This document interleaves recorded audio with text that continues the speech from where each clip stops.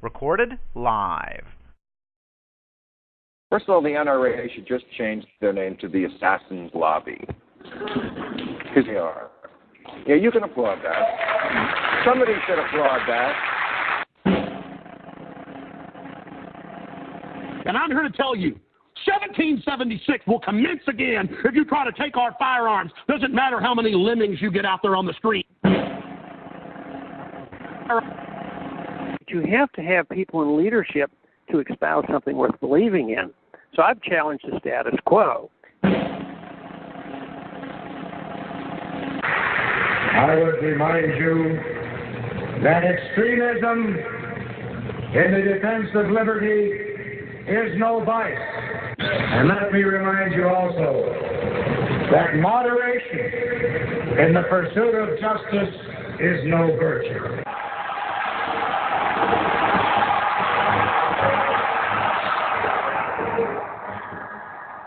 This is how liberty is alive. It's under supply.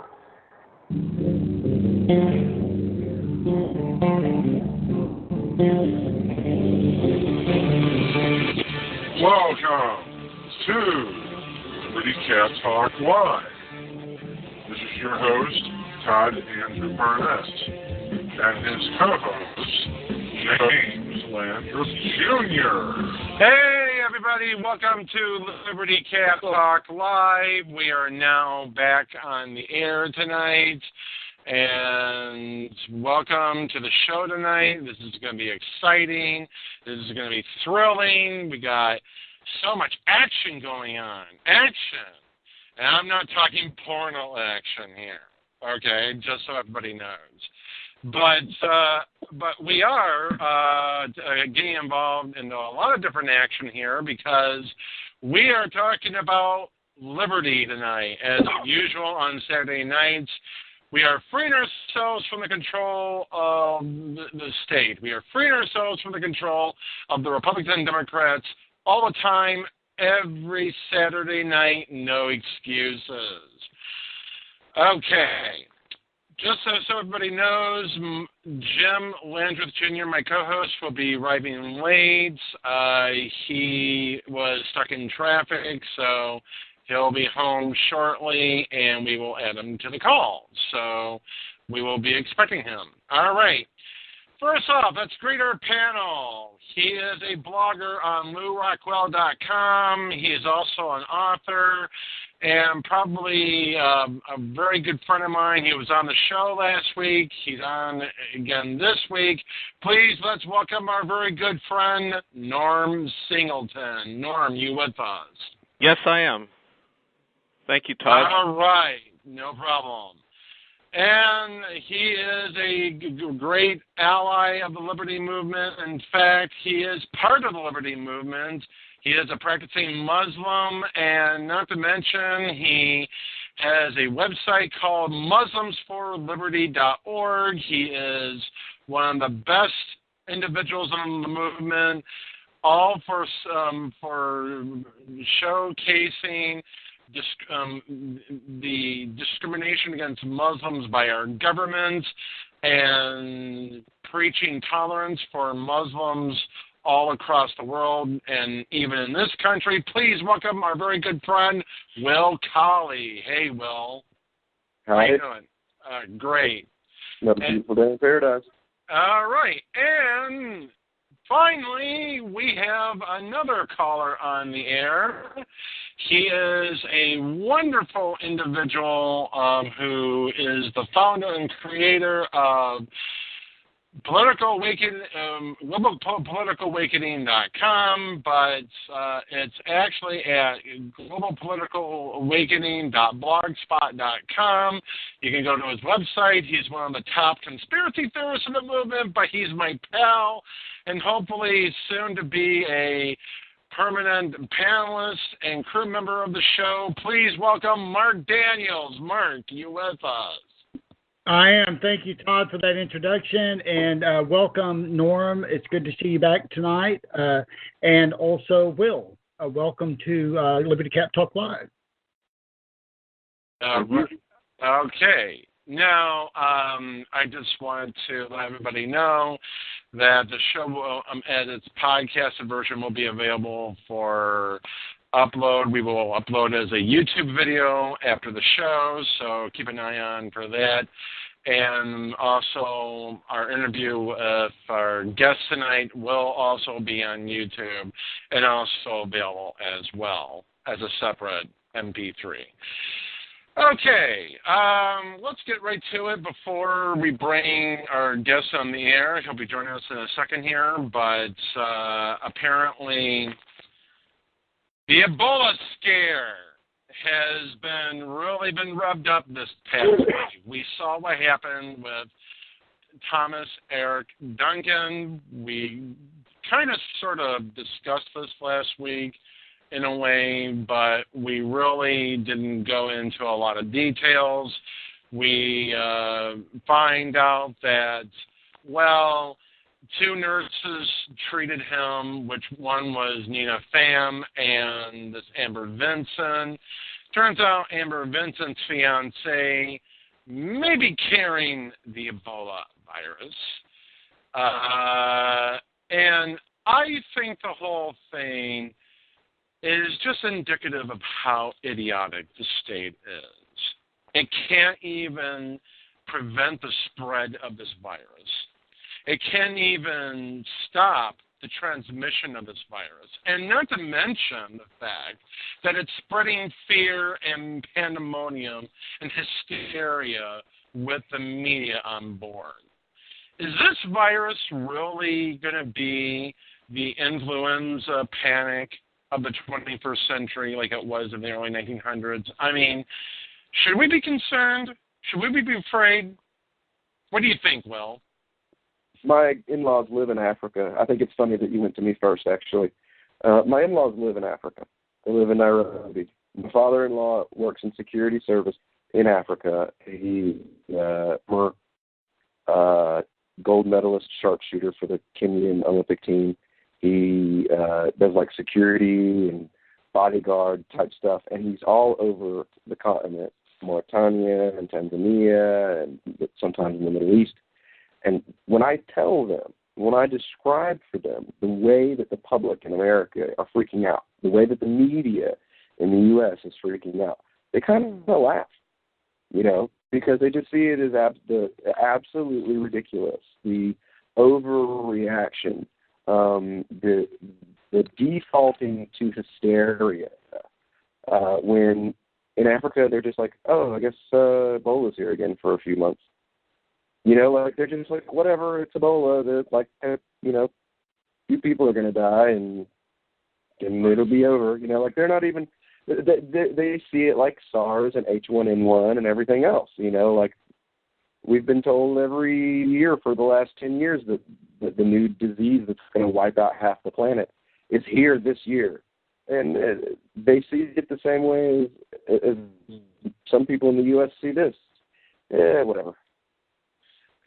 You know, I'm so glad that you brought that up. What do you think this whole Ebola situation?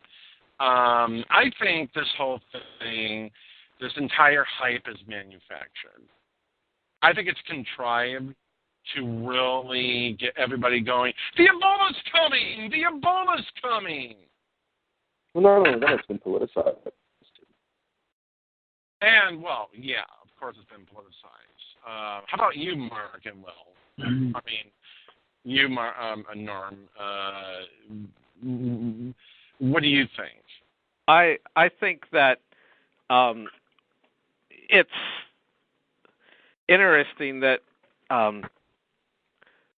while a lot of people tend to look at this and say, well, this means that we need this proves the case that we need the government to play a greater role in healthcare. If you look at to the extent this has been a problem, it's been a problem caused by government policies. Let's start with the fact that our policies in Liberia, Justin Raimondo had a good column on this yesterday at antiwar.com, that we have contributed to the destabilization of that country over the years, which is one reason why they don't have a modern healthcare infrastructure. so then we have the CDC saying after 2 healthcare workers came down with Ebola that, oh, well, we're going to revisit our containment and safety procedures now and implement the best ones. Like, okay, why are we giving you billions of dollars over the years to wait till contagious diseases get there? If you look at CDC's history of what they spend money on, they seem to forget that the C in their name stands for contagious, not obesity or political correctness, which is right. Where a lot of their money gets through. And it shows once again that the government, the quote, what was the name of the Officer Wiggum from The Simpsons? I never said the government could help you. What I said was it could hurt you. Right. How about you, Mark? Okay, I was Mark? muted, so I'm here. Well, wow.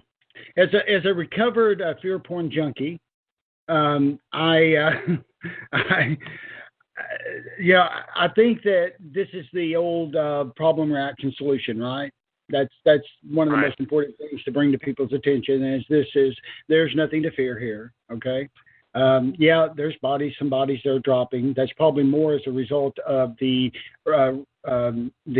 current solution that's being offered in response to the Ebola pandemic, such as the vaccines, are probably more deadly by far than what this manufactured Ebola is to the populace. So, when people understand one simple thing, that we are not, I am not this body, okay? I am not this body. I am not this name. I am eternal spirit. What is there to fear when you know that? Right. We're going to table this discussion in Ebola for a second. We're going to bring our guest on board. He's arrived. He's been waiting patiently for the last several minutes, and it's time to bring him on. He is well-known in the Liberty Movement. He used to be a member of the Libertarian Party. He used to hang out with Ernie Hancock, and Will Coley knows him very well, as a matter of fact. It's interesting that this individual and I had some very interesting discussions on the Liberty Movement. I've agreed and disagreed with him on some things, but let's see how this plays out tonight. He is one of the champions of our foreign policy in terms of addressing the Middle East. Here he is. Please welcome Mike Renzulli. Mike, you with us? Hi, guys. How's it going? Good. Thank you for joining us, Mike. And I'm glad that you took the time out to join us for the next 30 minutes or so. And we're going to have a very interesting discussion here. And so let's get right to it. Sure. First of all, tell us exactly a little bit how you came into the Liberty Movement and how you managed to hook up into the Libertarian Party and got involved with Ernie Hancock and his crew. Well, thanks for having me on your show, by the way. My journey was actually it actually started in 1994. I probably even started even longer before that. I had moved from New York to Arizona, moving from a very heavily liberal Democrat state to a conservative Republican state, and I came here, and this, coming to Arizona had opened my eyes to, what at least a somewhat limited government, lower taxes, and at least some semblances of individual freedom can have for people and can do, and how much better states are that do have those, have lower taxes and smaller amounts of government. That was the instantaneous thing for me to switch within about 2 years after moving out here to be a Republican. And then I started delving into ideas. I watched C-SPAN one time, and there was someone on the television who was there was a debate between a liberal public policy analyst and someone from the Cato Institute. And what the person at the Cato Institute was saying resonated very well with me, with my newfound values. So I contacted the Cato Institute and got one of their books, and I ended up on Laissez-Faire Books' mailing list, and I started getting these catalogs. And a lot of the stuff that was in these I found was very, very thought-provoking. So I started reading a lot of libertarian books and literature. And then I became a libertarian, a big L libertarian, in 1998 after having a big disagreement with the internal workings of the Republican Party here. But, yeah, that's about essentially what started it. And then in 98 I got heavily involved with the Libertarian Party.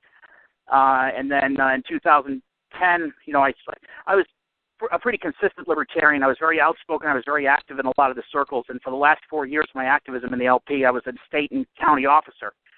Then 2010, even probably before that, I started changing my mind after doing some more research on foreign policy, and disagreeing heavily with the libertarian outlook now as I come up with more information related to the goings-on in the Middle East.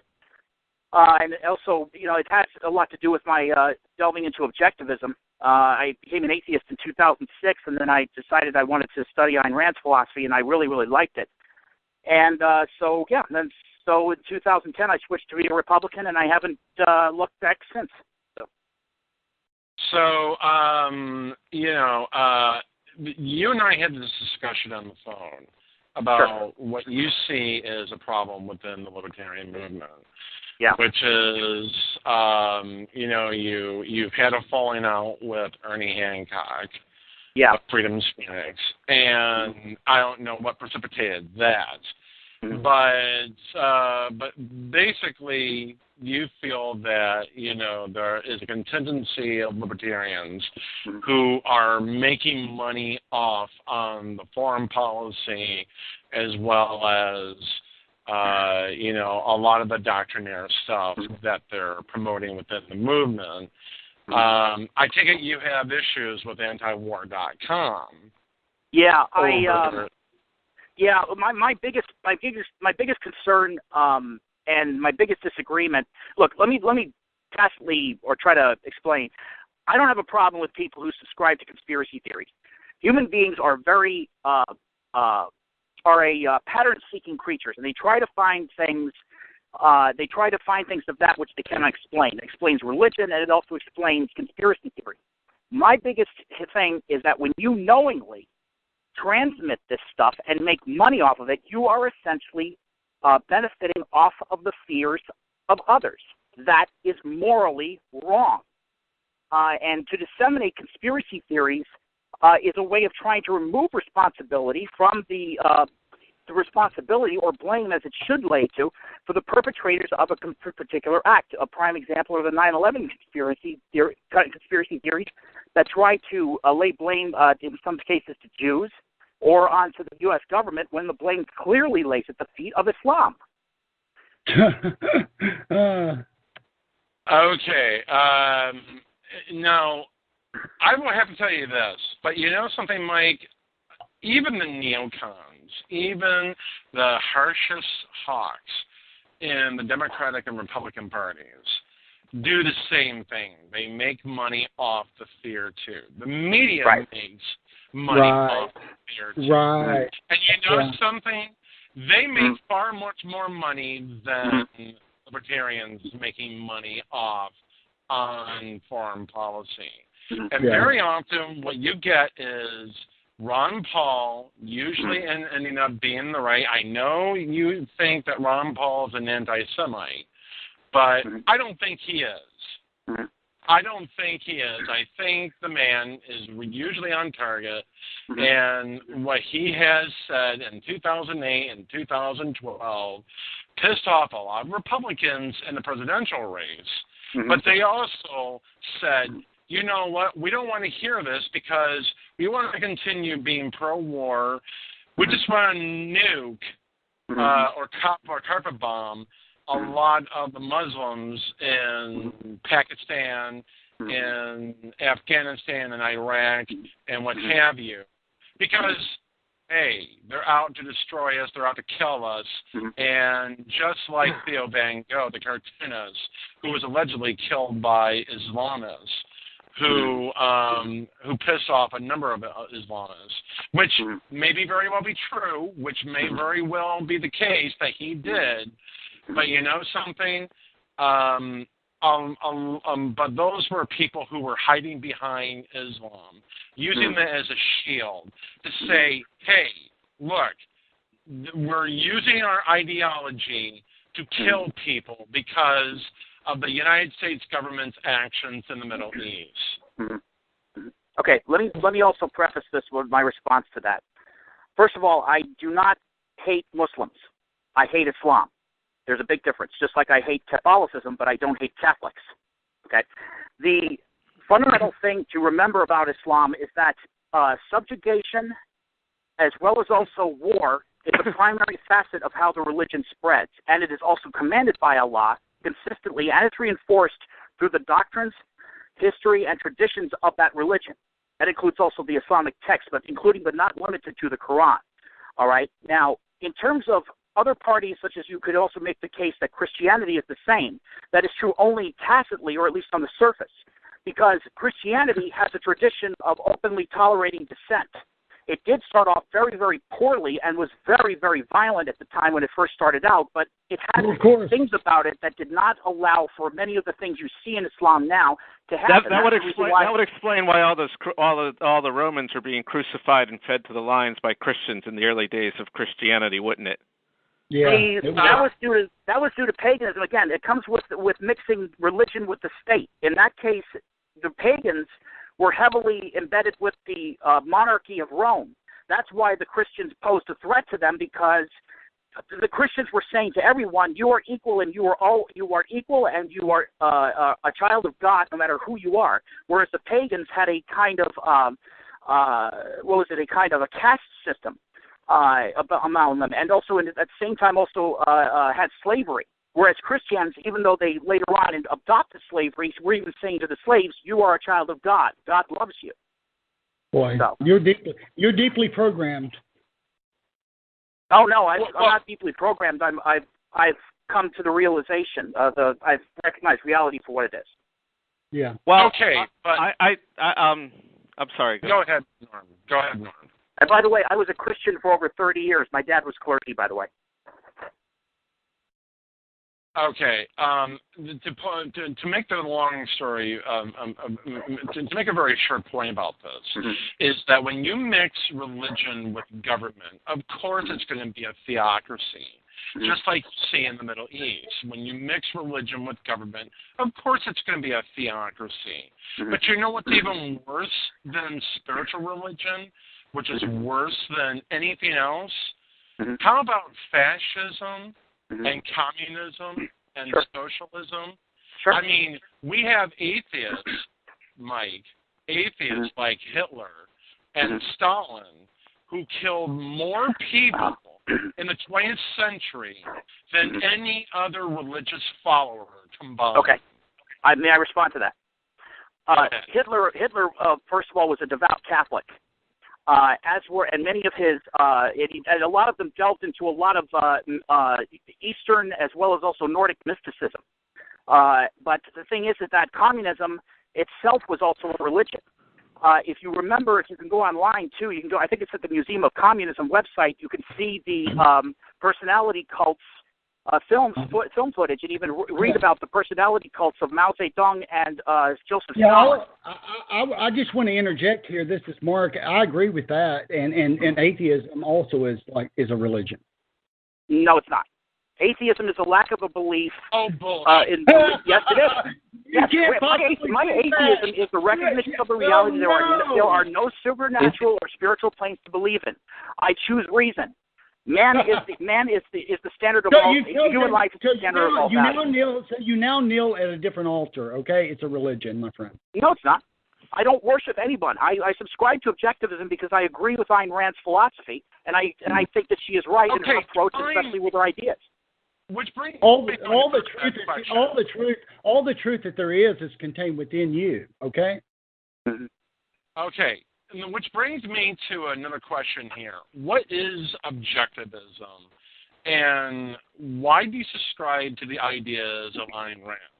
Just so you know, you're talking to a practicing Wiccan here who is who actually, and I'm very open about it, and I can tell you right now, I don't shove religion down anybody's throat. Right. People and let me may I clarify something, because something I did not do is I did not thank you for coming onto the show and entering into this fire. Okay, it takes a lot of courage to come in here and be able to express yourself the way you've done, and you've done it eloquently. And I want to commend you. I know that your heart is good. Okay, I see you, and I appreciate you being with us tonight. Thank you. Yeah. Thank you. Well, look, in terms of religion, if people want to believe in a religion, that's fine. Let me give you a preface this for a minute. I took the bus for a number of months here in Phoenix, and I befriended a guy who was from Uzbekistan, and he was Muslim, and he saw that I was reading a book. It was the Truth About Muhammad. It was written by Robert Spencer. And he saw what I was reading, and he started engaging me in a conversation. He said, I really don't subscribe to a lot of those things that the jihadists do, like the Wahhabis and even like the 12 or Shiites. I said, oh, no. I told her, I said, look, we should not lay collective blame on a particular group because of the actions of the ones that are conducting violence, and it's, because it is required or in its name. I told him, I said, you should have the freedom to choose how you want to interpret the religion the way that you want. You should not have to be, because of doing so, should not be punishable by death.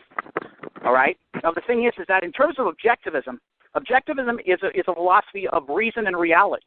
It's a way for essentially for people to live on Earth. It's similar. The story of Ayn Rand reflects also in some ways the story of Buddha, is that the Ayn Rand, like Buddha, essentially said to people, look, if you want to lead a good life, here's how you do it. Though Buddha's philosophy is much, in my opinion, is not very good. Though the semblances of meditation, I think, have some medical benefits to them on scientific tests. But nonetheless, but no, in terms of objectivism, it demonstrates to people how to, acquire knowledge, how to think, and it gives a vision of a free society for people to subscribe to. I want to point out something that you said earlier about Hitler being a Catholic, okay? It may very well be true that Hitler was a Catholic, but he was a very bad Catholic. He was very bad at it. He sucked at it, okay? And, yes, he was into, the occult and what have you. And he was also into eugenics as well. Yeah. Okay? He was into that. I mean, we're talking about a man who was a madman, who slaughtered 6 million Jews. Yeah. Stalin. He was just 20 million Russians. Yeah, Hitler was just a puppet, really. Okay. Okay. He was a tool. Well, I mean, to the gentleman who said that Hitler is a puppet, Hitler was just a puppet. He has a right to his opinion. I can only go based on what is part of historical record. And the thing is that in terms of Hitler, not being a very good Catholic, well, he did have the sanctioning of the Catholic Church of Germany. Many of the members of the Catholic Church, including the hierarchy, the priesthood, and even the hierarchy, the cardinals and bishops, were members of the party. And the Vatican was wrong for sanctioning that. Yep. And I think I don't know what kind of moves they made, but there was. I think even at some point the Vatican had accepted what Hitler had done, though I think it may have turned a blind eye for some time. So. There are differences. There are differences. Go ahead. There are conflicting views historically and conflicting interpretations of the treatment of the relationship between the Nazis and the Catholic Church. But one thing to keep in mind is that it's not uncommon for totalitarian or authoritarian governments to co-opt the church. I mean, there's official churches in China today that I believe that tend to follow the party line. There's official churches, and we have a problem with politicized churches in America. Yeah, I would tend to agree with that. Well, the thing is, though, it makes... Yeah, go ahead. Did someone else have another question? I was just going to say, somebody from Central Arkansas has been waiting patiently for a little while. I hate to leave them on. Who's this from Central Arkansas? Me? Yeah. You call. Who's this? My name's Caleb. I'm a friend of Mark's, and he told me to call in and shit. Are you guys there? No, you're okay. Did you have a question for Mike? No, I didn't. I wasn't expecting to. I was just listening. But okay. It was a really petty point that I was thinking of. I texted Mark and he said call in, but it was about the man that's talking about all the religions, and he mentioned that atheism wasn't a religion, and I've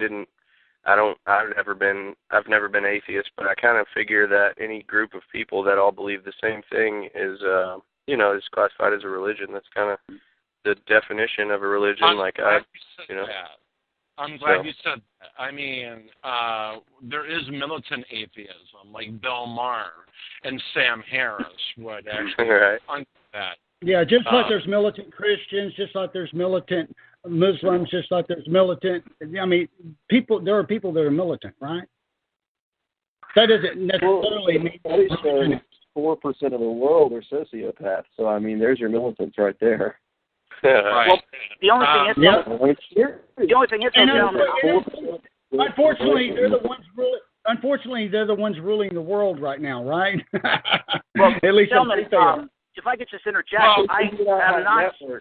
if I could just interject, gentlemen, I don't think I have seen a news report that shows that of an atheist who has conducted a suicide bombing, be it of a military base, let alone even or even vandalized or tried to kill people who work for an abortion clinic. Well, just give it a little bit more time. But we do have Kim Jong-un, who is a very well-known atheist leader who murders people on a regular basis, or Kim Jong-il, who just died, who did the same thing, or a number of communist atheist dictators across the world who regularly commit programs of murder and oppression and subjugation all across the world. So you do have atheists that are committing these acts. But again,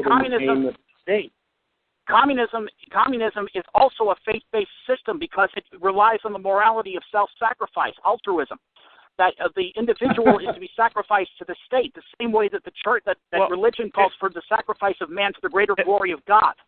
In many ways, though, I would suggest, and I just want to say parenthetically, first of all, if you think Ron Paul is an anti-Semite, then you're beneath contempt. If that's your point of view, okay. Ron Paul, look, it speaks to Ron Paul's character if he refuses to condemn. He says that he distances himself from his newsletters that had a lot of awful things they said about blacks, Jews, and gays in it, and then he denies ever knowing about it, but yet Reason Magazine caught him making statements that he did.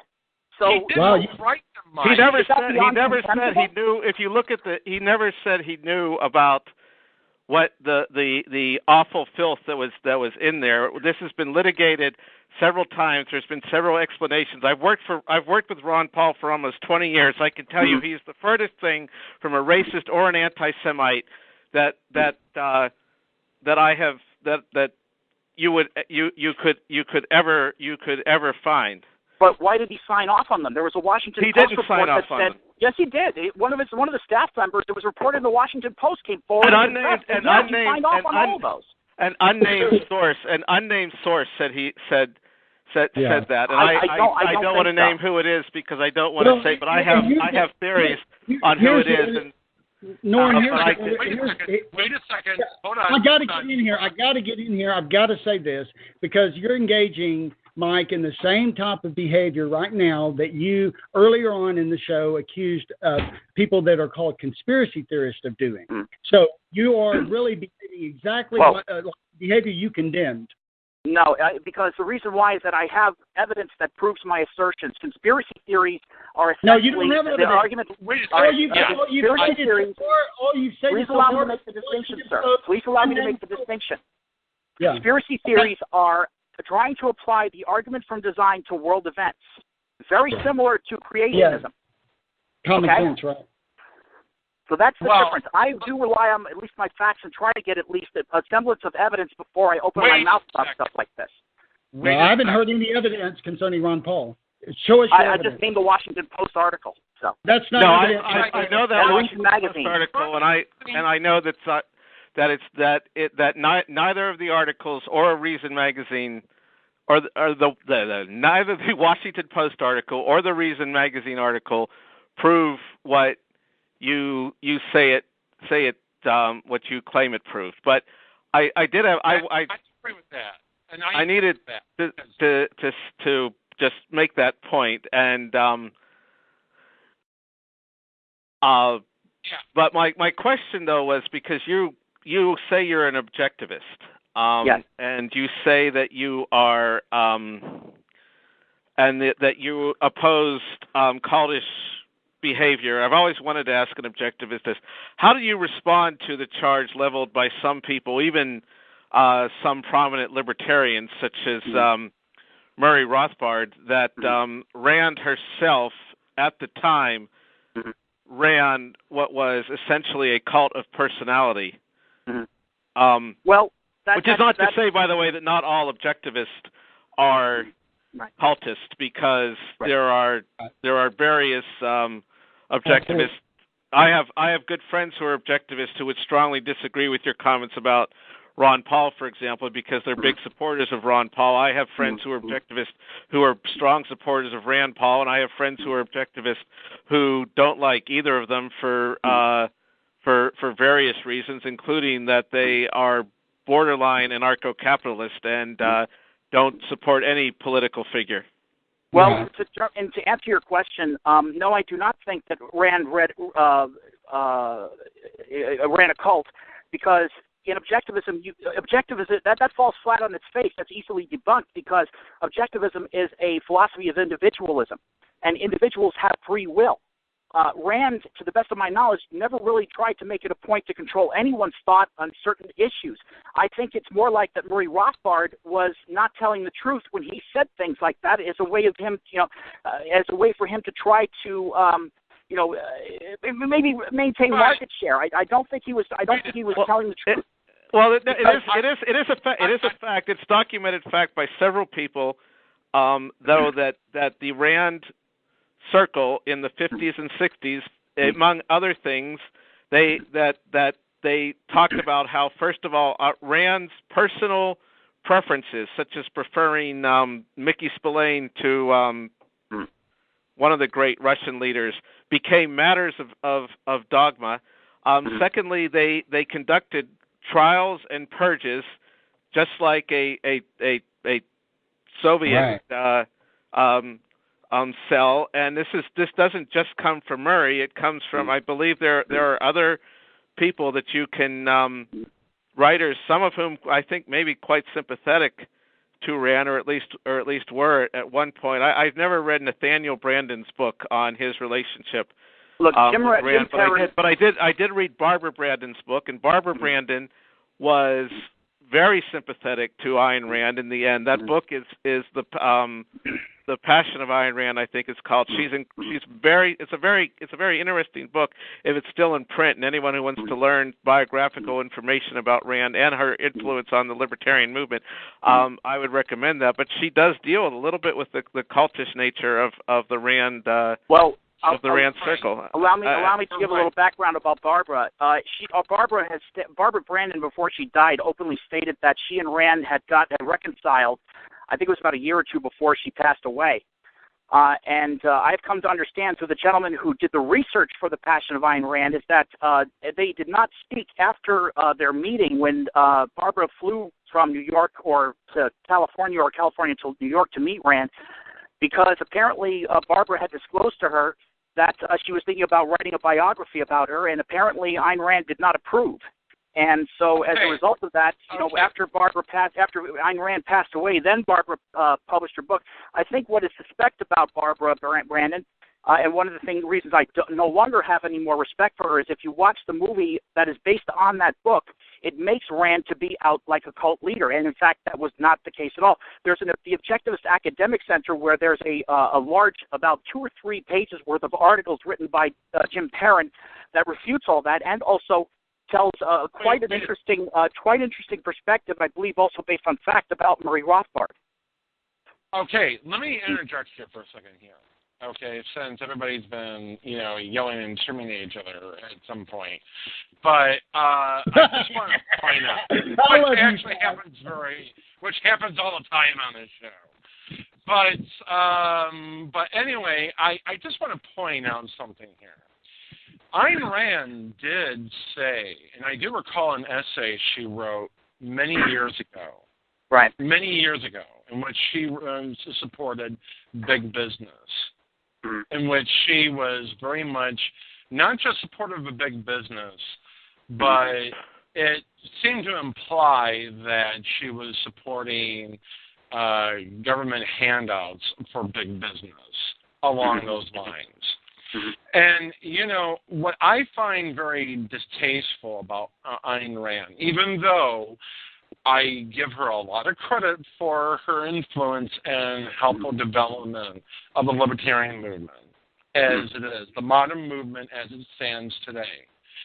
She does, she did throw in her support for big business in an essay she wrote a long time ago. Even Sheldon Richman, probably one of the biggest writers in the movement, actually quoted a portion of her essay on that in one of his writings, which got published in the Future of Freedom Foundation. So this whole notion that Rand wasn't a cult of personality or actually had some sort of a cult following is nothing but unadulterated bullshit on its heels. Isn't that right, Norm? I mean, but if I could interject, I was going to ask you, Will. Go ahead. I want your take on what Mike said tonight. I would compare Rand to the current Molinites. The cult of Molyneux that you see, where you have this person who starts out as one thing. Because really, honestly, I'm not a big fan of Molyneux, but Molyneux did start out basically as a person who was just sharing his philosophy online, and then it became this cult-like following, and that kind of changed Molyneux himself, and he started advocating for things that he never would have advocated 4 or 5 years ago, when that cult-like following began, and I honestly believe, by some of the things that he says, he's comparing himself to Aristotle. He's like, there's not been another philosopher on his level since Aristotle. Voltaire and Ibn Rushd and John Locke. None of those people even really existed before. And that whole thing corrupted what they started out in their aim of. Like their original message was one thing, and then as that cult developed around them, but I don't honestly believe that either personality wanted this cult to be developed around them. But when it happened, it kind of went to their head, and that corrupted everything that they stood for in the end. Like then you have Rand advocating for state theft from citizens in order to transfer that money to their business cronies, and you have Molyneux using the state to shut down people for using a picture of it. And both of these things are outside of the realms of what they normally would have seen in the beginning of their work as acceptable. And that is probably, a very, very important point. I think that, a lot of these people did not intend for these things to develop But unfortunately, like anything else in any political movement, it does happen. It really fosters into that environment and within that realm, that sphere. Could I interject? Could I interject for a moment? With regards to the early development of her writings, of Rand's writings, and comparing them to Molyneux, look, when it comes to people like Sheldon Richman, not just Sheldon Richman, but any author may end up taking a quote from what a particular person says and saying it out of context. Now, I've also asked a number of questions and tried to get information about Stefan Molyneux. My biggest hang-up with Molyneux is the fact that he's a rationalist, and he's more of a rationalist, where he puts ideas above reality. But that being said, there are some things that he has done that are pretty good. He did a very good video, for example, explaining the skeptic side of global warming. And there are some other things that he's done as well that haven't been too bad. But that's just a philosophical disagreement. He's doing what he's doing. I don't get the semblance, though. Investigating Molyneux and his Free Domain Radio as being a cult at all. Even he's doing. It does not seem like that he is pressuring these people to break away from their parents. It's just that the parents have just been really heavily handed with the kids, and to the point where at least near abusive. So it sounds as if that he's giving these kids the opportunity to really break away from their parents, where the parents may deserve it. Again, that's just only on the surface, though. May I interject? Because Mike, I agree with what you're saying. You're right on point, and go ahead. I'm sorry. I had a point. Yeah, that's all right. The thing with Molyneux, I mean, again, it's just a philosophical disagreement. But again, I can only go based on what I've seen. But we should not do anything to break up families. Try to resolve it first. And because your family is your family. Even though you may be an individualist, your family will always love you. Will always be there for you. At least a true family will. So, but nonetheless, when it comes to Molyneux, and Rand, I don't think the Molyneux's Free Domain Radio is a cult, and Objectivism certainly is not a cult. I mean, there are certain things about a belief system that can be, and I'm told that there were some groups in the early days that did practice that, like you could not associate with another group, so you had to sign a contract stating you would not do that, and also subscribe to certain literature. Well, that's all gone away. So. You were going to say more, Norm. You had a point to make. Well, I'm not that familiar with Molyneux's work to really comment. I think that if you read Rothbard's monograph on on Ayn Rand, I think that it is pretty his analysis of it is pretty spot on. Now we should say, let's be fair that that doesn't necessarily mean that all objectivists are, especially now that it's 32 years since Ayn Rand passed away, and that the period on which that she was criticized for exercising cult leader-like behavior over her followers was a brief period of time from after she made a big splash with the publication of Atlas Shrugged till the late 60s when she broke with Nathaniel Branden. But I don't think we should say that doesn't mean that there's not value to be found in her writings. Ron Paul, who is a Christian and is a true Christian, which is why again I find the accusations of anti-Semitism and racism that continue to be leveled against him because of some nonsense that some nitwit who, for reasons that escape me, wrote in a newsletter, but he regularly acknowledges Rand's positive influence on the liberty movement and regularly acknowledges her fine role in bringing people to liberty and all the work that she did in promoting Austrian there were a lot of people in the 50s and 60s who found Mises and the Austrians because they read Atlas Shrugged or The Fountainhead. They because of that, they got interested in learning more about Ayn Rand's ideas, and her institute promoted Austrianism. Remember, even Alan Greenspan spoke like a Misesian back when he was associated with Ayn Rand. And certainly he was better off hanging out with Rand than he was when he ended up hanging out with Nixon.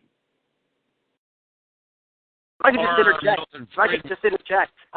Rand, as it turns out, in the early days when Ludwig von Mises was a visiting professor at NYU, Ayn Rand and Mises were friends because there were a lot of similarities. There were a lot of things that she found in Mises's writings and lectures that she very much agreed with.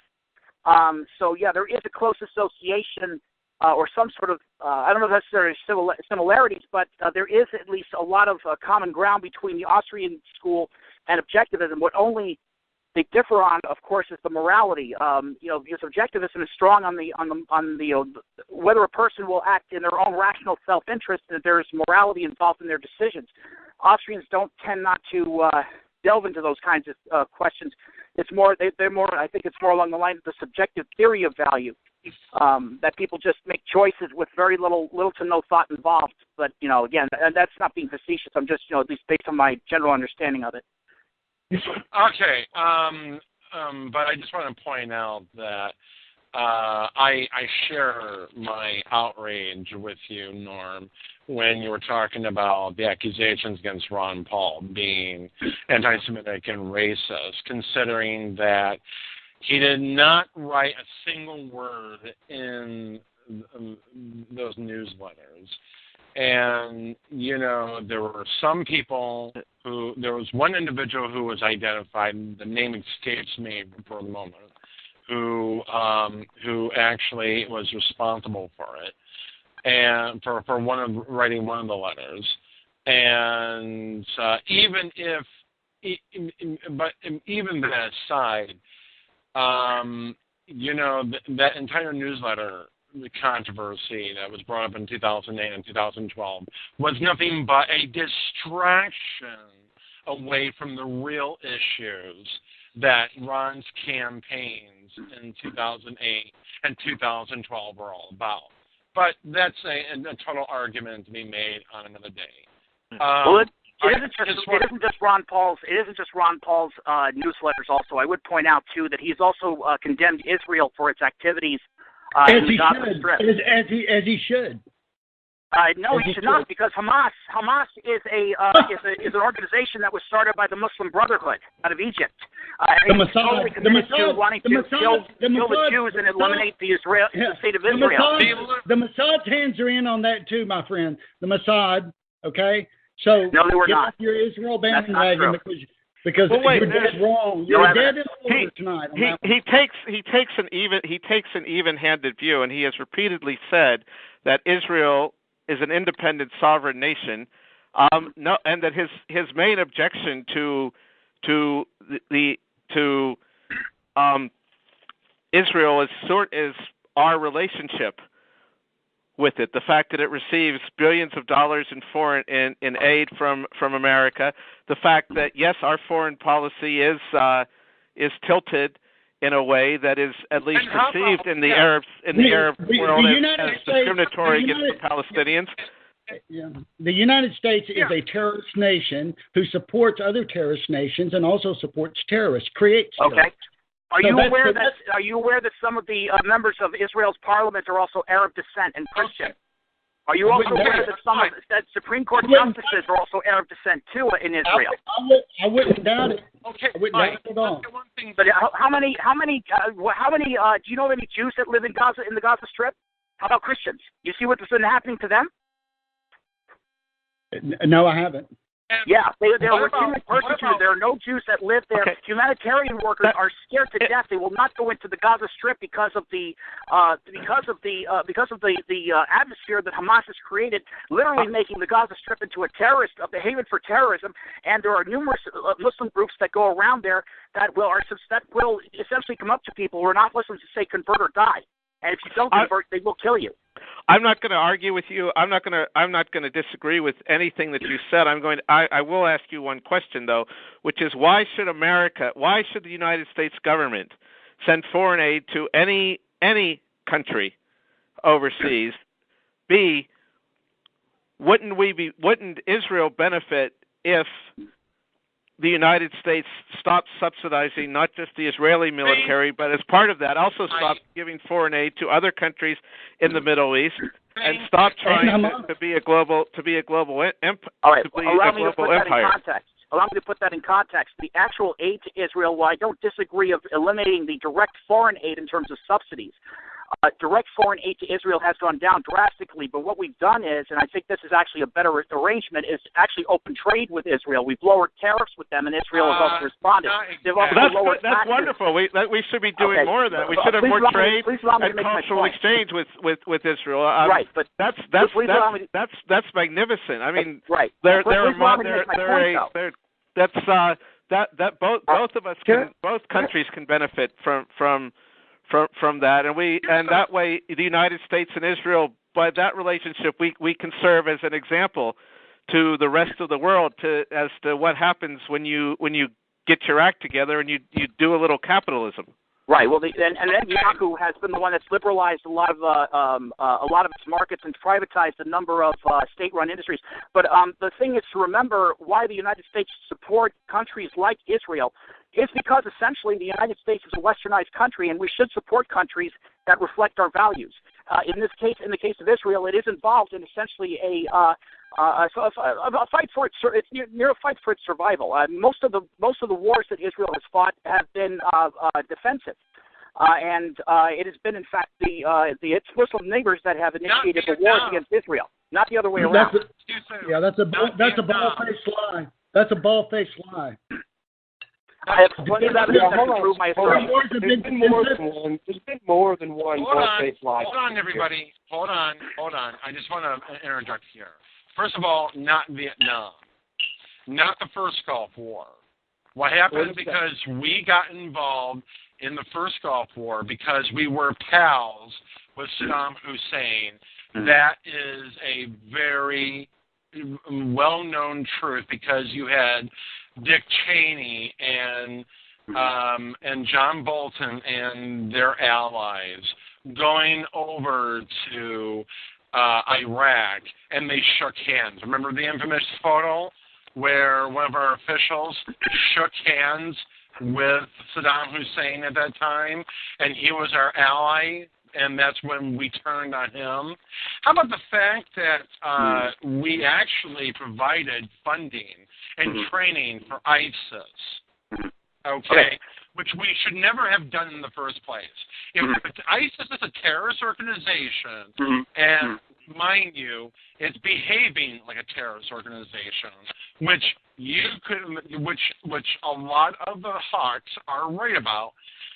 In that context, then what the hell were we doing by training and funding their people to overthrow the Assad regime? What were we doing? It's okay. Allow me to respond. Please allow me to respond. Okay, sorry. We've heard the pro-Israel rant for 5 minutes. Give it a second. What two countries? I mean, it's odd that you ask. What were we doing sending money to the Muslim Brotherhood last year? What were we doing? Congress voting in favor of it, by the way, sending money and weapons to Syrian rebels. Exactly. What two countries were spending the most effort and money lobbying the U.S. Congress to make sure that the money and weapons went to the Muslim Brotherhood, that the money, weapons, and training went to the Syrian rebels? What country has been offering intel as well as air support to Al-Qaeda rebels on the ground in Syria? It's not. Thank you for proving my conspiracy theory. It's not Saudi Arabia. It's not Pakistan. It's the State of Israel. The State of Israel has been caught assisting Al-Qaeda rebels on the ground in Syria. That's correct. Parts in Assad territory as Al-Qaeda rebels move in on the ground, while their government and AIPAC lobby the United States Congress and send threatening letters that are read into the congressional record saying you will vote to send money to the Muslim Brotherhood. You will vote to send money to Al-Qaeda because Israel and AIPAC demand that you do. And if you don't, enjoy being unemployed in 2014.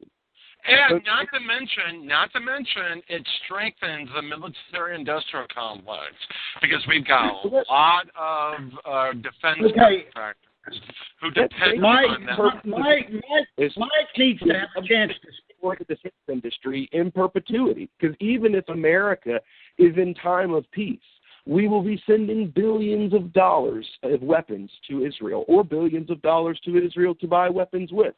And no, Mike, those billions of dollars haven't gone down. Under George W. Bush, we sent $2.64 billion annually to Israel. And underneath of Obama, we send $3.41 billion to Israel so what? My answer to that is so what? So what? Going up $1 billion. No, you specifically in case you haven't noticed, it's gone down greatly. That was what you said. In case you haven't... Okay. In case you haven't noticed, the country's broke. That's so what? So we're borrowing money from China to finance an internationalist foreign policy, a large welfare state, and nothing should be off the table when we talk about cutting it. Period. Can I ask you something?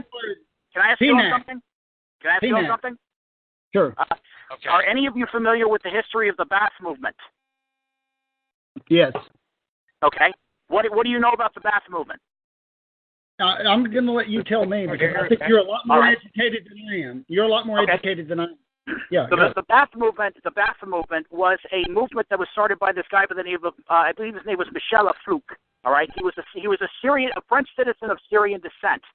And back around the time when Nazism was all the rage in Europe, he came up with this idea of starting a movement that would unite the Middle East under a fascist banner. The Ba'ath movement. Ba'ath is Arabic for renewal. The Ba'ath movement was a fascist movement patterned after the Nazi Party, the very party that controlled Iraq for many years and also still controls Syria, which the Assads belong to. Okay, that is the kind of element that we are fighting against, and that we should support Israel against as well. Let me respond. That's the kind of element that we have created. Do you understand that? No, it's not. That is we have no hand in that. You make a real leap there into saying that somehow that it's legitimate to take money from American citizens to use it for a purpose to send it to any foreign government. Now I would encourage trade and good relationships. And I would counter that by asking, so in other words, because of what might have been mistakes, and yes, I do admit it was a mistake to support Saddam Hussein. I do admit it was a mistake to give arms to the Syrian rebels. I also think it was a mistake hold on, let me make my point, please. Please allow me to make my point. Please allow me to make my point. Please allow me to make my point.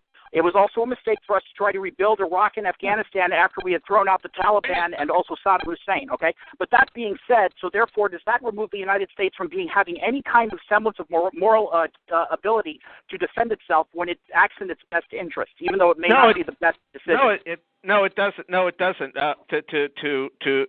To launch defense, but I would, if I can, just on your history of the Middle East and the Ba'athist movement. Keep in mind that Saddam Hussein and Bashir al, whatever the name of the guy in Syria is, I mean, they're thugs, they're brutal, they're dictators, they're socialists. Saddam Hussein is, I'm pretty sure, is rotting in hell, and I know you disagree with that. With that. If there was hell, he deserves to rot in it. But go ahead. Right. Okay. That's a good way of putting it. But it is a fact that the Ba'athists, because they are a secular dictatorship, were opposed to radical Islam, and the only thing that they ever united on was opposing United States intervention in the Middle East. Now, wait. And even Richard Pearl, by the way, admitted after 9/11 that American troops on Saudi Arabian soil was a provocation. Okay, well, what would you say? Well, since our troops are now out of Saudi Arabia, they still attack us. No, they're not. No, they're not. And the same thing with our embassy in Lebanon. Our embassy in Lebanon was bombed by a terrorist operation financed by Iran. And now are you referring to the Benghazi attack? No, the 1983 Lebanese U.S. embassy attack, where the embassy was bombed. Oh, Lebanon. Okay, I'm sorry. I thought you said Libya. Yeah, we pulled out. Reagan pulled our troops out. Even just like the way we pulled out of we closed our base in Saudi Arabia. Yeah, we're still attacked. They still attack us. There's an active drone base in Saudi Arabia that's used to drop bombs on weddings in Yemen right now. However, really, what about when they get it right? What about when they actually kill terrorists? Are you at all concerned with the recorded killing of innocents in the drone attack? No, I do not. I do not speak highly, nor do I like the deaths of innocents. But ultimately, the deaths of innocents are laid at the feet. They are laid at the feet of people like Saddam Hussein and also Osama bin Laden, who are attacking the United States. We have a right to defend ourselves. Unfortunately, when you're dealing with Saddam Hussein was never a threat to the United States. There is plenty of evidence that states that he was. Look at the recent WMD that they had uncovered. That was kept hush-hush for about 10 years. He did. He was a threat. He also supported terrorism, too. Let me interject here because I've been spending 5, 6, 7, 8 minutes trying to interject here. Okay. Jim is on the line here, my co-host. He is my co-host, my partner in crime, Jim Landreth Jr. Jim, you with us? Yeah, I'm here. Okay, Jim, your thoughts on what Mike had to say in the last few minutes you heard. I tried to get you on, but it's hard to shut people up. So go ahead. Your thoughts on what Mike, from what I hear, blowback is an excuse to create more blowback, and then we create more blowback and then call ourselves victims. That's pretty much a summarization. It's bullshit. We've been screwing up since 1958. I love you, Jim. Since 1958. We're not going to get it right in 2014. We're not going to get it right in 2015. We've got multiple decades upon decades of screwing this up. This is not going to be the year that we luck out. It isn't. You got that. But we can never get anything right. We're never going to get it right. Never going to get it right. Ever. We're not. No. Okay. You know why? Because we don't why? own the government. That's because we don't own the Middle East. We don't own it. It's not our property. It is. Iraq was never intended to be the 51st state of the fucking United States, Mike. It's all about resource exploitation. It was never intended to be that. Will, you wanted to throw in your comments more so on his charges of Muslims, and I think you did to a certain extent tonight. But you have any other further comments? Because I know you had an interesting time debunking everything. Can I just say that Mike is I'm sorry, Will. I meant Will. No, I'm talking about Mike, though. I said that Mike's one tough dude, man. He's hanging in there. I love him. He is. Yeah. Will, I understand that you had a very interesting discussion with Mike Renzulli on one of the Muslim discussion forums, and he took off and he... okay, go ahead. You have something to say to Mike? He's all yours. Howdy, Mike. How you been? Hello. You know me. Go ahead and make your point, please. You know me. I was saying hello. How are you? I've said hello back. I'm doing well. Thank you. So go ahead and make your point, please. Very good. Very good. Well, no, You said that there were, there's no American military presence in Saudi Arabia, and I pointed out there's actually an active drone base in Saudi Arabia that actively kills civilians, across the Middle East. And of course, that would be, if China had a base in Texas or in Mexico, that was often used to bomb civilians here in the States, that would be something that you and I would object to. And then your rationalization was, well, what about when they get it right? And, when it's funny that you make that comment because, quote unquote, getting it right, according to the current definition, is killing a male over the age of 12. I mean, that's all you have to do to be qualified by our new rules of engagement with drone weapons to be considered a possible threat is to be a male over the age of 12. So is it also not true that children are being recruited by Islamists to conduct terrorism? In other words, bombing and even shooting up soldiers. Is that true?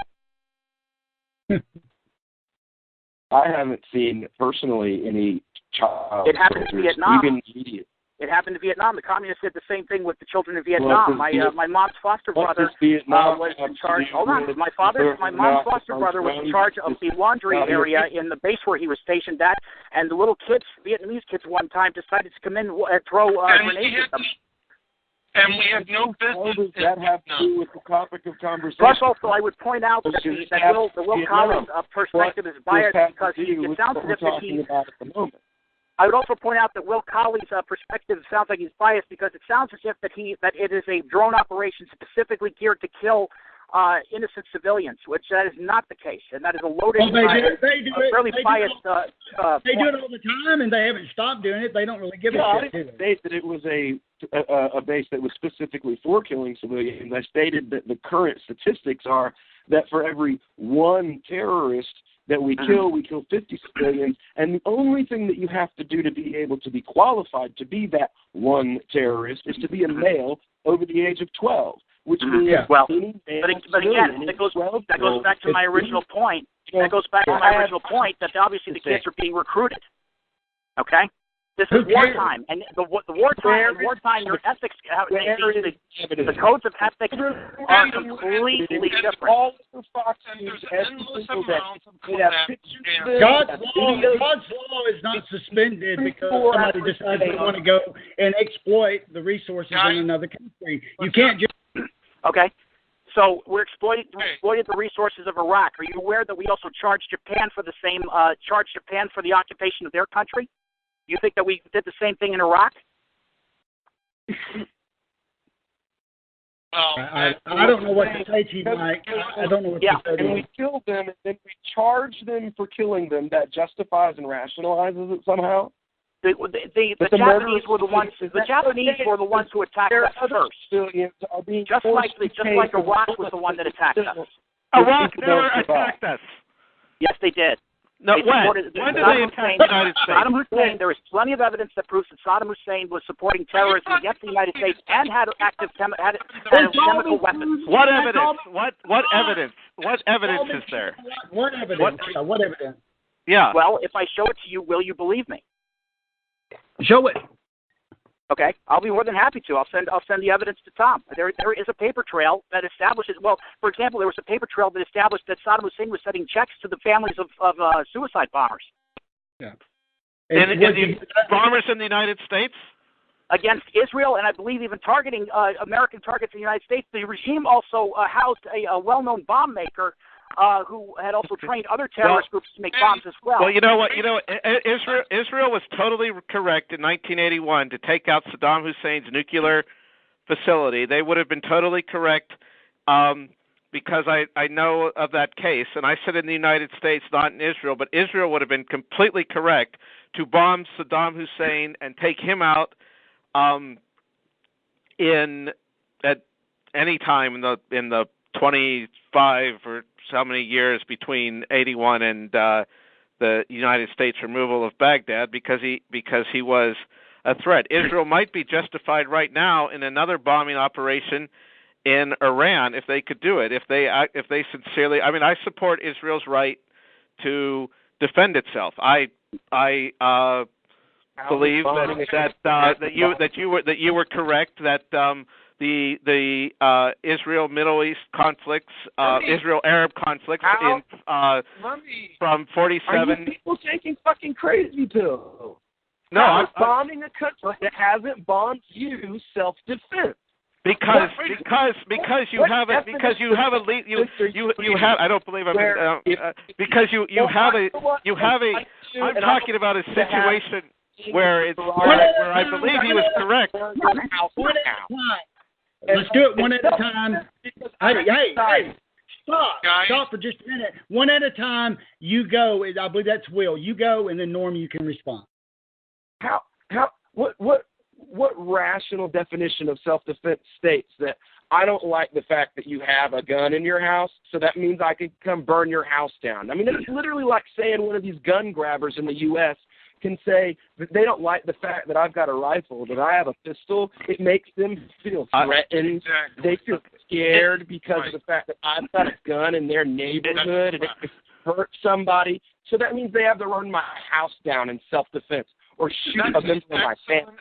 Because the most ridiculous thing I've ever heard in my life. Let me respond to that because the point I was making was Israel is a sovereign nation who has there's a history of its neighbors invading them militarily. That doesn't justify everything that Israel has done vis-a-vis the Palestinians, the settlement, etc. But what it does mean is that as a sovereign nation, Israel has the right of every sovereign nation to act in the defense of its people. Well, and if you have a government that is funding terrorist attacks against the citizens of a sovereign nation, it is respected that sovereign nation has the right to respond militarily, just like we were correct, I believe, to respond after the September 11th attacks. I believe that Israel is correct and has the right to respond militarily against attacks on Israeli citizens. I don't like paying for it. I don't think it's the United States' job to fund any other government's military in the world. That doesn't mean that I don't respect the rights of those countries to defend themselves. And I do respect the right, and I do recognize that Israel is culturally and economically closer to what we recognize as a Western country with Western values than any other nation in the Middle East. To say that isn't saying that I agree that we should be spending a lot of money or that supporting Israel, because I oppose all foreign aid. That's right. Yes. Now I'm saying though that and again, I'm not saying that everything that Israel does is correct, and I'm not saying that countries have the right, that I believe in preemptive war, because I don't. I'm saying if you see a pattern of what is actual aggression attacks, not threatened attacks, not we think this guy sometime in the future is going to attack us, then you do have the right to respond militarily. Congressman Paul defended Israel's taking off of the... Right, not the minority report bullshit that the statists really have been laboring under for so long. Let me point out several things here.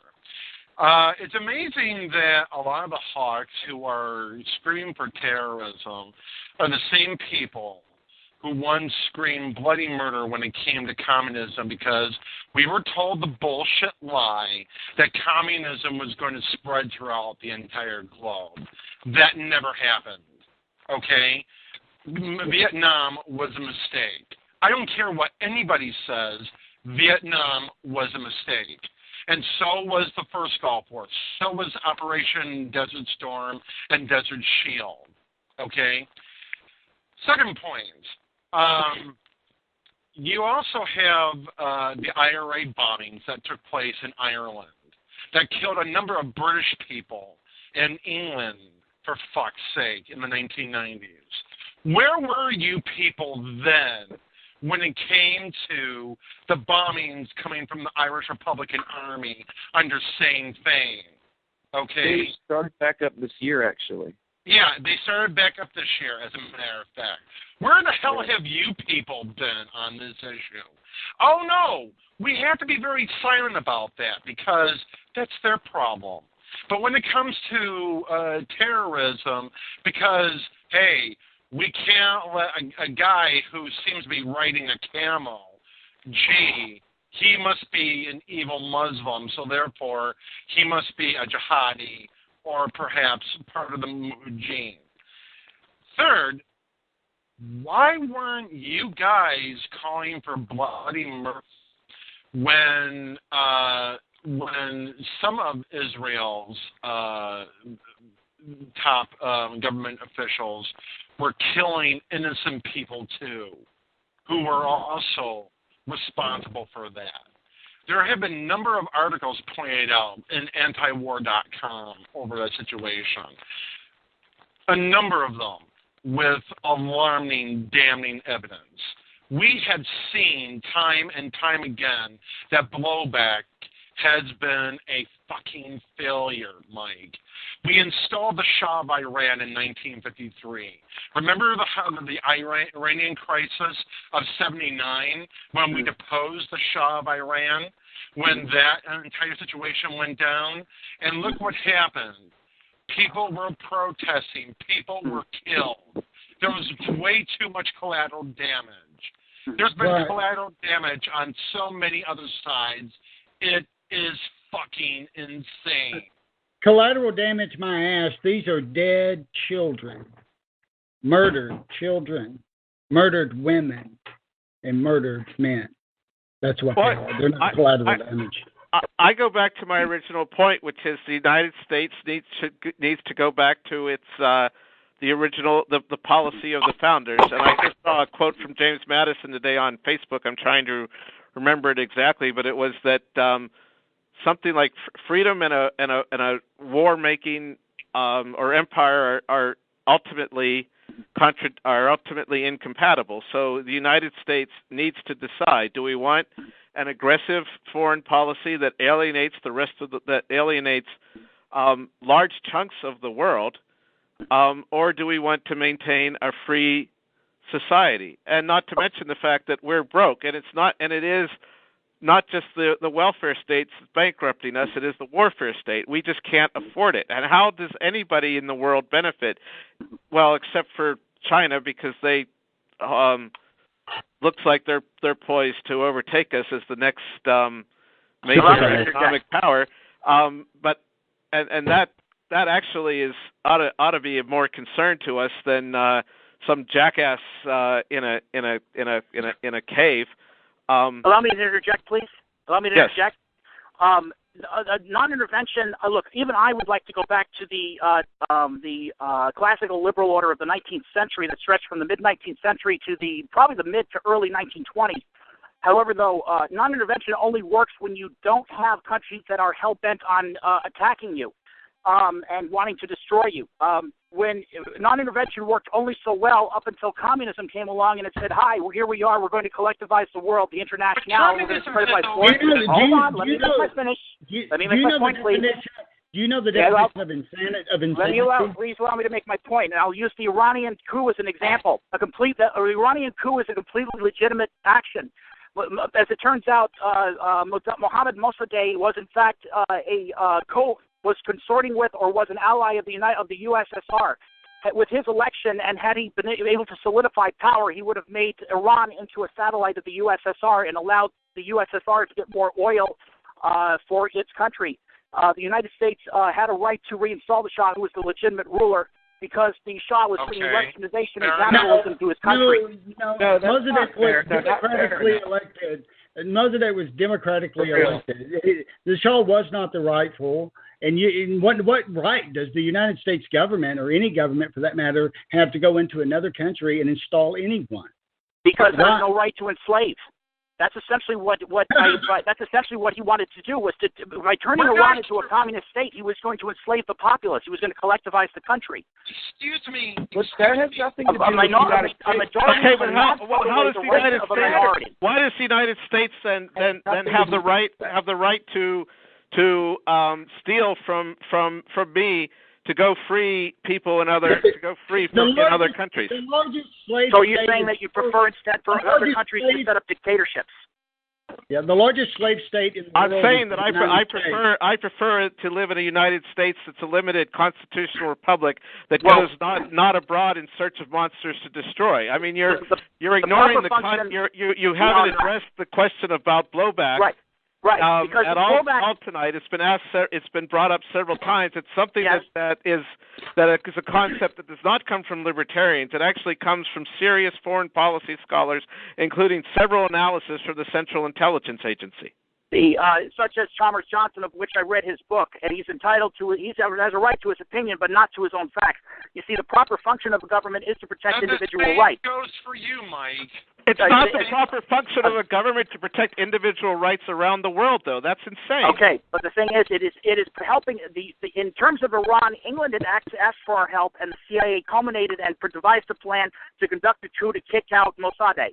A majority does not have the right to vote away the rights of a minority, and that's exactly what would have happened in Iran if Mossadegh was allowed to go through. He would have done what Castro did.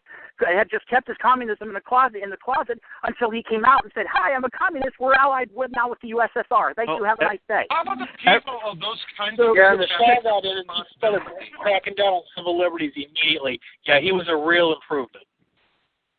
Wait, I didn't catch your question. What was that? Oh, wow. He was basically pointing out that that the Shah was not exactly the example of a modern liberal small L Democrat small D ruler. The Shah cared about his country. He was opening his country to westernization and capitalism. That's why we supported him. And the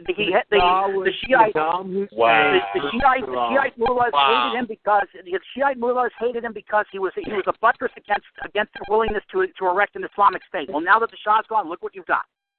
Okay, let me point out something here. First of all, it is not our job to play God with every single nation on this planet. It is not our responsibility, nor should it be our responsibility. It is not our obligation and our moral duty to go around dictating to other governments and other societies how they should live and must live. If the people were being subjected to that kind of tyranny, why didn't they revolt? Those people could have revolted any time they wanted when they were given the opportunity to do so, Mike. And well, it's kind of hard when your country, it's kind of hard when the regime has a monopoly on force to the point where the people can't take up arms to defend themselves. When the government has all the guns and the people are essentially repressed and the government controls the food supply and everything like that. It's a demoralization process they conduct to the populace to keep them in check. That's the reason why we have a right to kick out dictatorships like that. A dictatorship is not a legitimate form of government. Well, charity begins at home, my friend. There are some people. Okay, well, let me ask you a question. Let me ask you a serious question. Let me ask you a serious question. What if because of Obamacare and the NSA wiretapping, the use of the IRS to crack down on Tea Party groups that dissent from the administration's agenda, would you say that it would be legitimate for a libertarian, say that there was a libertarian government somewhere in the world, pause to laugh for a minute, for them to come in and overthrow Obama on the grounds that he is violating people's rights with Obamacare and... Oh, but no. It's okay if we do it. You want to know why? Would you like to know why? I do. Would you like to know why? All right. I do. I'm assuming that you're not. America can do whatever it wants. I'm assuming that you're not. I'm assuming that you're not an Obama supporter. The height of arrogance. You are correct in that assertion, but allow me to tell you why. The United States government is a government that is consistently erected, that has institutions that consistently uphold individual rights. It's based on that principle. That also includes being able to elect members of the opposition party to House of Congress to check the president, and also right now you have conservatives who make up the majority in the Supreme Court who can strike down many of the things that he does. And okay, well, vote the president out in 4 years as well. That's okay. Thank you. That's a fair anscer. Of course, we're not. Unfortunately, because of Ebola, and that would make it legitimate. Okay. What's that? Well, that's. If Obama declared martial law because of Ebola, that would then make it legitimate. I don't know. I don't think it will. I don't think it will have to come to that. No, I'm saying if there's a point where the government declares martial law, would it be legitimate for another country to overthrow our government and put a government in place that we don't choose? No. again, so we're back to your logic is that it's okay for us, but not okay for someone else to do it. No, because, again, it goes back to my original point. All right, let's say hypothetically that Obama does declare martial law. You have plenty of public interest law firms that could take him to court, and the court could essentially order him to lift it. The entire legal system is corrupt. How in the hell is that going to solve anything? Under martial law, your answer to my initial question was very good, and I agree. I actually agree with it. I think, though, that you're not answering dealing with the hypothetical, because I think what the hypothetical assumes is that under a martial law circumstances, just as in the Soviet Union or Nazi Germany, there would not be access to the checks and balances of an independent legislature and judiciary would be suspended. If I'm wrong, please. Whoever initially asked the question, correct me on that. Even I think Abraham Lincoln had declared martial law at one point too, but they were still able to bring cases against him. So it is not a zero-sum game. It's just locked up journalists that didn't agree with him and locked up politicians. Well, again, Lincoln was not a saint. But I do admire the man for at least his convictions, and I think all in all, I think he deserves recognition for his stance on slavery and what he did. But I just want to say I'm not advocating overthrowing of the United States government by violence or a foreign policy. It was just a hypothetical to try to flesh out some of these arguments. This is the whole point, is that what makes up a legitimate government is one that protects the rights of the individual.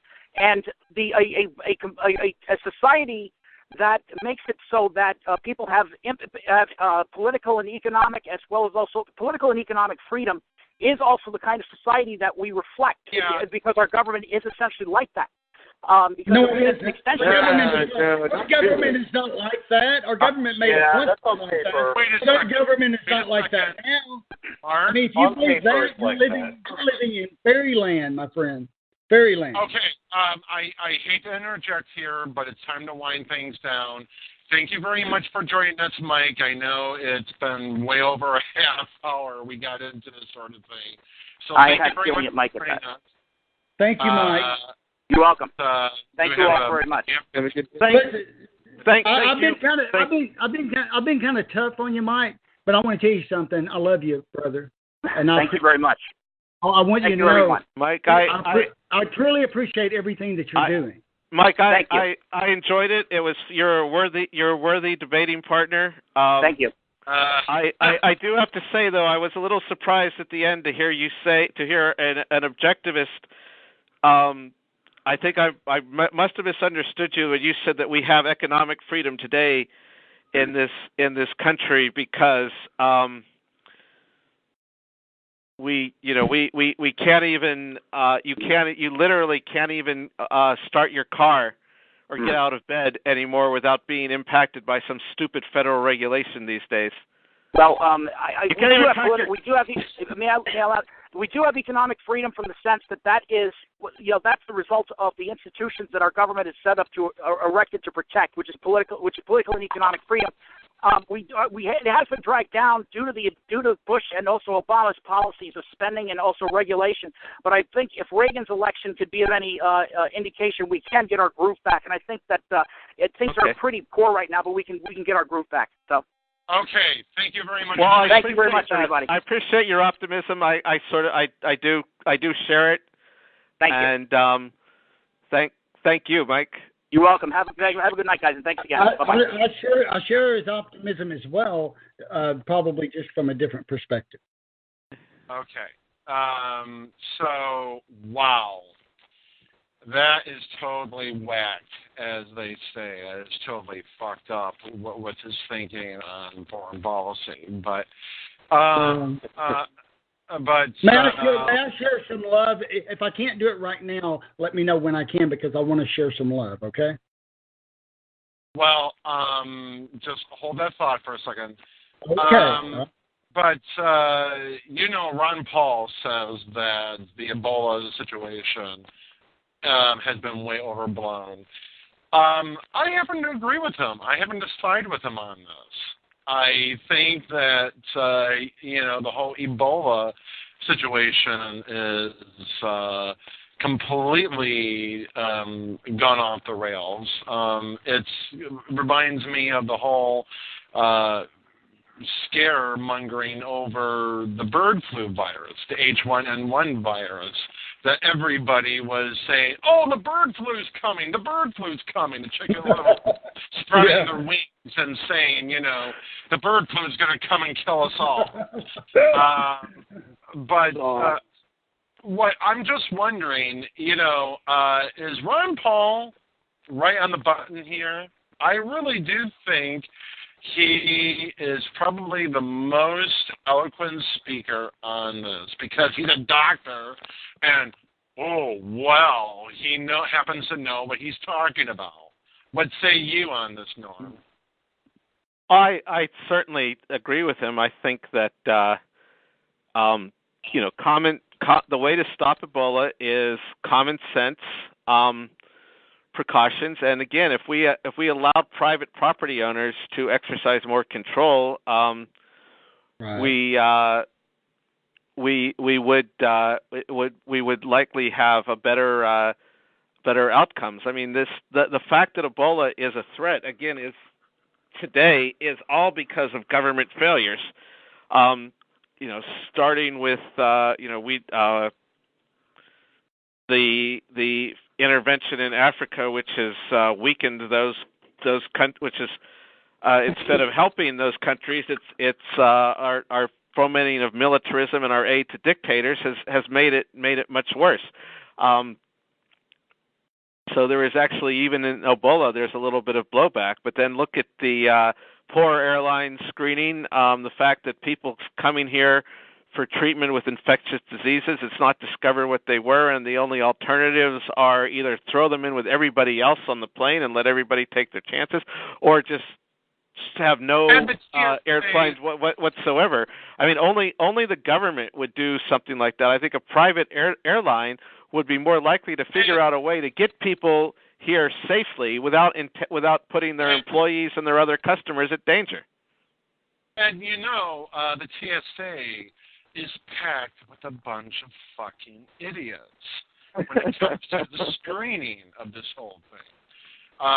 They can't even stop any ounce of possible spreading of this virus that may get out of hand eventually if proper steps weren't taken.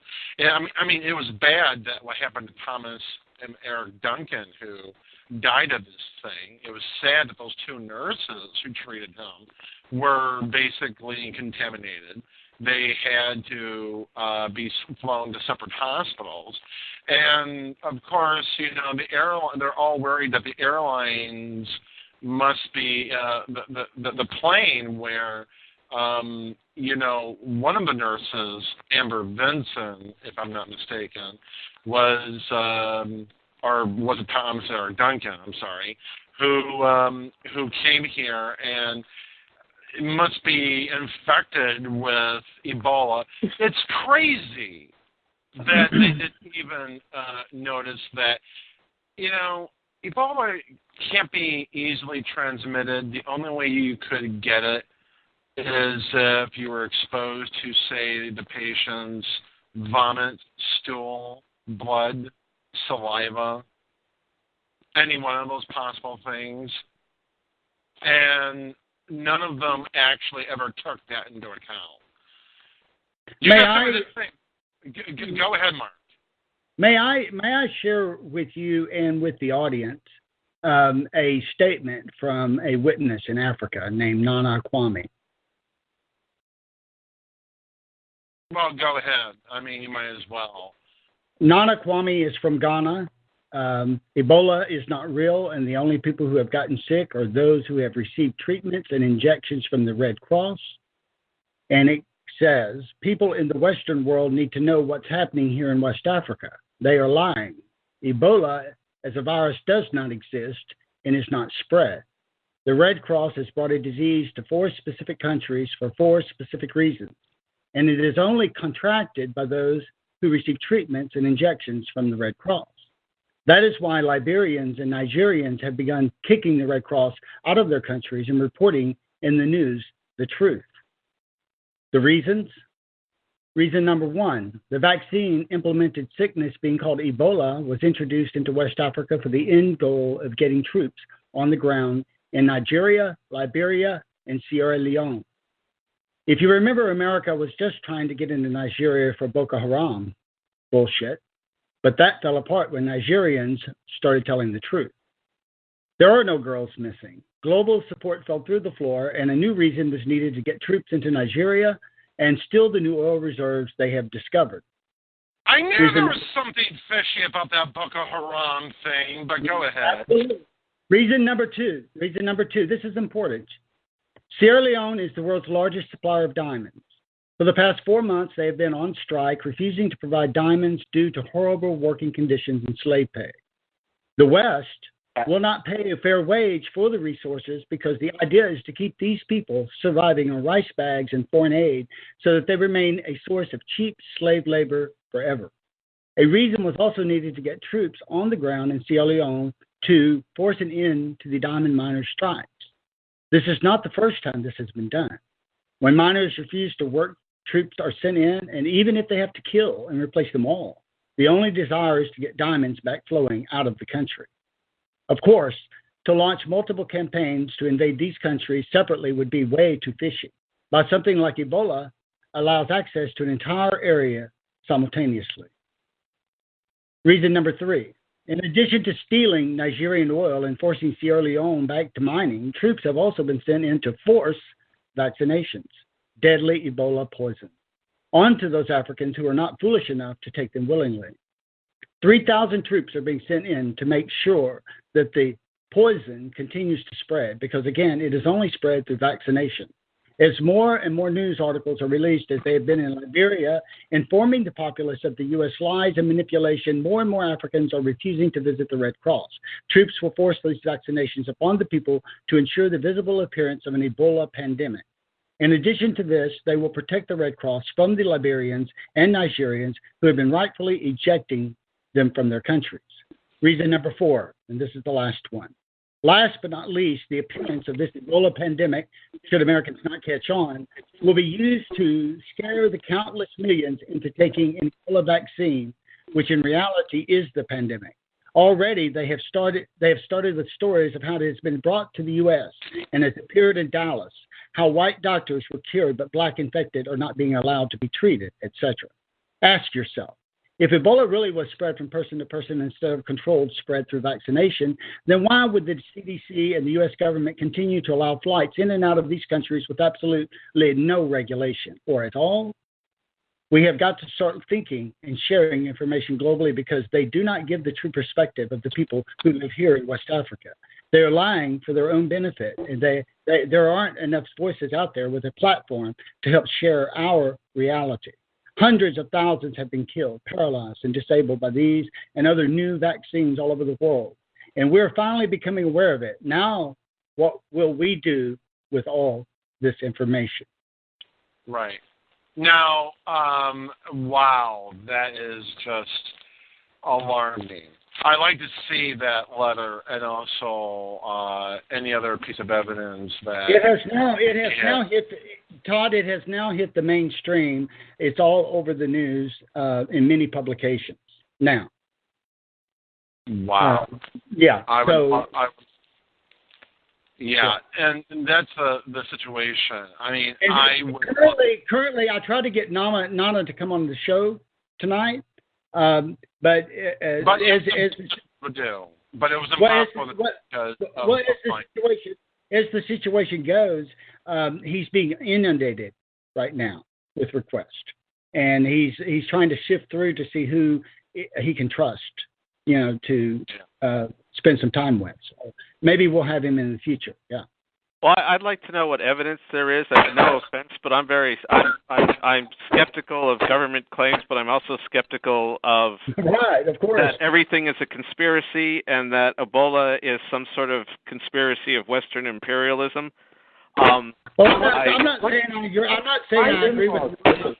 I think that again, as I said last week, correlation doesn't equal causation.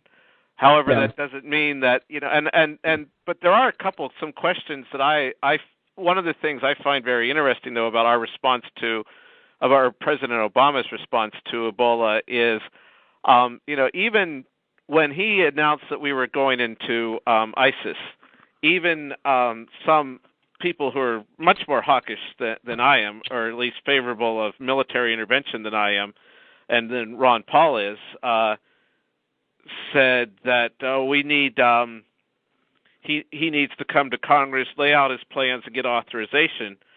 Why didn't anybody except Ron Paul, who's a former member of Congress, not a current one, suggest that he needs to do the same thing before sending troops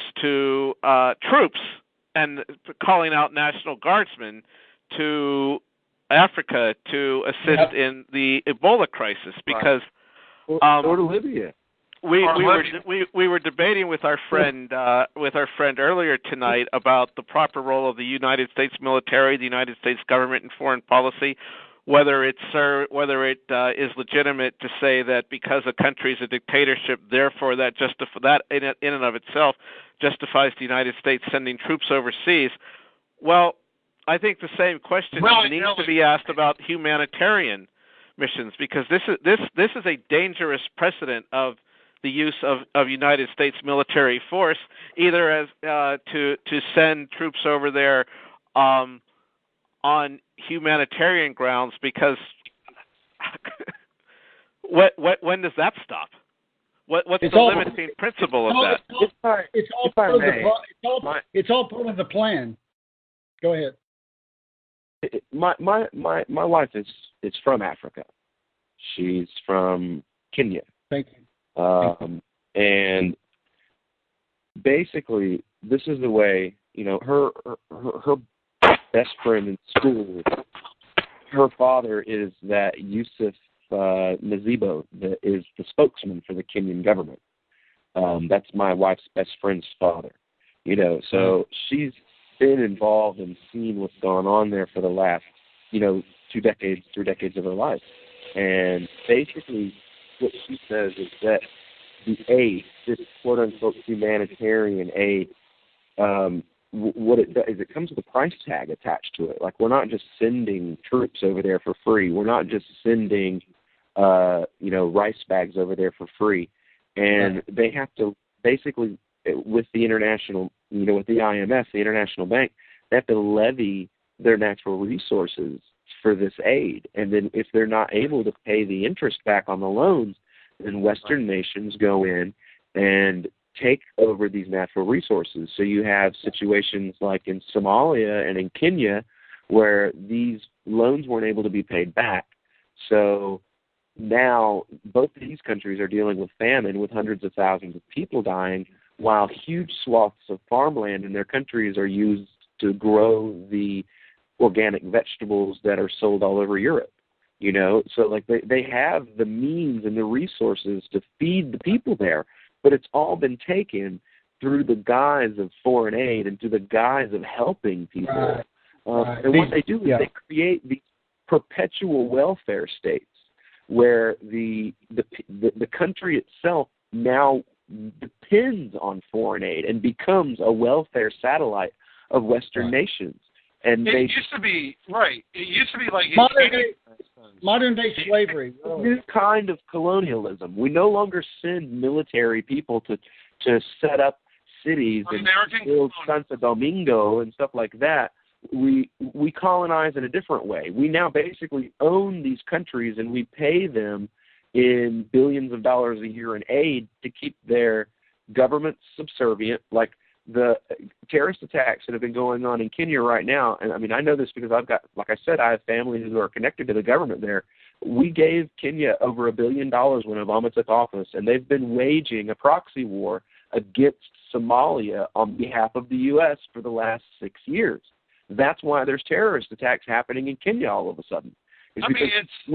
They're at war with the country, and we've literally paid them. Here's $1 billion. Go wage war against this country. Right. I mean, it's almost like we have like a rewards card. You go to a shop, eat them, and all of a sudden we buy, these products at the checkout line. Well, in no way the government has done that with the countries. It's whipped out its own rewards card and said, you know what, I'm going to buy every single one of these countries, and I better get a receipt. Oops, they didn't get a receipt. So therefore, but then again, we're going to make it look like we didn't buy these countries in the first place. So, one of your other panelists was talking about like the slave labor with the diamond industry in Sierra Leone. Right. And when you look in the media, one of your biggest religious zealot drum beaters for war is Pat Robertson, who's the one who brought you the story of Miriam Ibrahim in Sudan, who's the one who brought you the story of Boko Haram, who's the one who's beating the drum on all of these different stories. Pat Robertson. Yeah. Who owns a bunch of those diamond mines in Sierra Leone? Pat Robertson. And nobody seems to be talking about this stuff. It's like the mainstream media doesn't even want to acknowledge that it exists. Right. They don't want to touch it with a 200-foot pole. That's exactly the point. Well, I have to tell you that I love you, my brother. Everything you've said tonight has resonated with my spirit. And Norm, I want you to know that I love you as well. And we got off to a rough start the last show, but I tell you what, you're definitely talking the truth. You're speaking the truth, and I want you to.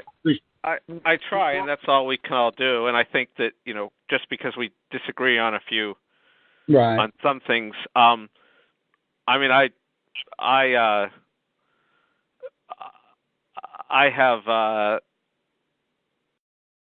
think that interesting on that point too is that one thing about our military aid, a lot of it is actually corporate welfare because because when we send military aid, when we send millions of dollars to a foreign country to buy tanks, planes, whatever, who do you think they contract with? Boeing, Lockheed, the American military. So military aid is actually a backdoor way of aiding the military-industrial complex. Right. Let me ask you this.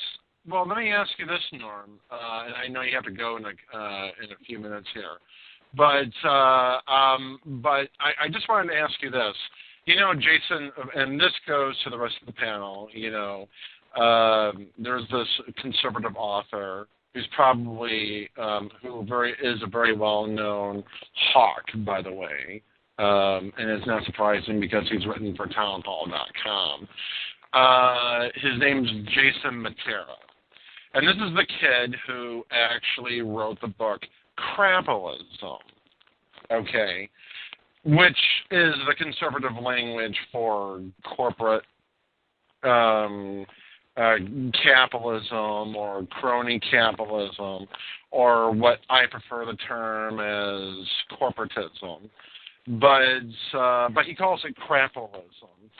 And he's talking about how the left is benefiting tax $1 million. That's a very nice argument there, Jason, but what about the right making money off on the American public through the war efforts? How about those people?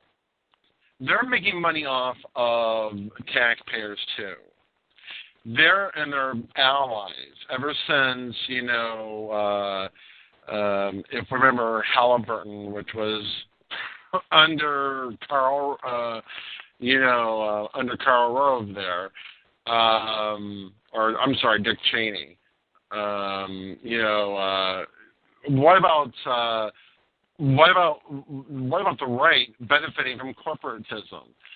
It's not just the left; it's the right, and they also endorse war corporatism as well, because that's the way they get their profits. What do you think of that, Norm?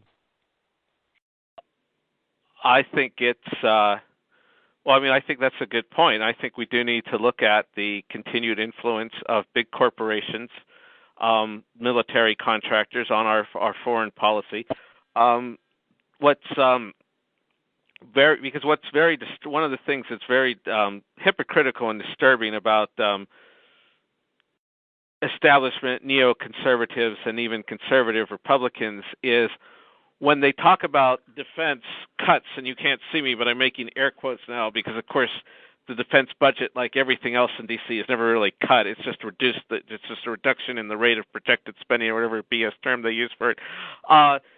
They talk about not just for defense of the for defense, but also they do talk about it the way that in terms it sounds like Paul Krugman is writing their speeches. They say, we need this for there's jobs, and the military is so important to the economy of Norfolk, Virginia, and Arlington, Virginia. You hear conservative candidates talk about how, I know how important it is for the military is for this area, and I know how we suffered under sequestration and the shutdown, and even Ranesh Pernuru, who is a not a libertarian and not a non-interventionist by any means, has criticized the military Keynesianism, and it really is something that needs to be addressed. We see it in there's all sorts of corporate welfare that benefits large corporations that favor Republicans, and you don't hear a lot of establishment Republicans taking that on. And first and foremost is the military-industrial complex. There was a story a couple weeks ago about how they were looking forward to their stock prices going up because of ISIS, because ISIS means there's going to be new demands for weapons, and new demands for them to build more planes, to bomb people, to stop them from using the weapons that they built and sent over there 10 years ago that have been left over there that now our enemies have. Right. Nice work if you can get it. Right. And that's a big problem there as well. What do you think, Will and Mark, about this whole thing with what I just talked about? I think it's kind of funny when you talk about corporatism and then you talk about foreign policy. If you look at the two of them, they really kind of function the same. In both places you have the state on behalf of corporate interests picking winners and losers, either in the marketplace of government or in the marketplace of the market itself. So, it's almost like an entity where it's a hammer and everything is a nail. So everything that they do in the same way. It's like a giant chess game where, okay, we need this leader here because he's good and he'll stay in pocket, and we need this guy over here because he'll saber rattle, but he's not really too threatening, and then we got to make sure we have that guy back there that's always got everybody good and scared, so we can keep the money flowing. And it's like like I say, the NAACP manages prejudice, and it's this way with this whole thing is it's not about stopping evil; it's about managing these entities that we've created to the point that they're not out of control, but they're just powerful enough that they scare the hell out of everybody. Todd, I do need to go. So thank you very much. I would love to have you on anytime in the near future. So thank you very much, Norm. Thank you. We're going to continue. Thank you, Norm. We're going to continue for the next 10 minutes or so. But I want to ask you guys, since we're on the subject here, HBO has been offering its new service called HBO, which appears to be HBO Go alone. We're talking about the cable channel HBO, and its free service HBO Go if you have cable. That is, I happen to have cable, and that's how I watch Real Time with Bill Maher, and I don't have to pay a dime for it. Lucky me. And I find it interesting that they're trying to compete with Netflix, except they haven't decided exactly how this is going to work and how they're going to price it. I have a feeling it's going to be much more expensive than Netflix charges its streaming service, which is also they're planning on. They just raised their price by $1, and it's caught up, and they've taken some heat for it. My question is this a good idea? I mean, because of people wanting web content without subscribing to cable, is HBO doing the right thing, or is this a problem that could very well be for Netflix and Amazon Prime? How about you, Mark? Well, you may regret coming to me first, because I'll just tell you this. It's irrelevant to my life. It has no meaning whatsoever. It's not even worth discussing. Well, I'm sorry. Will, any thoughts on this?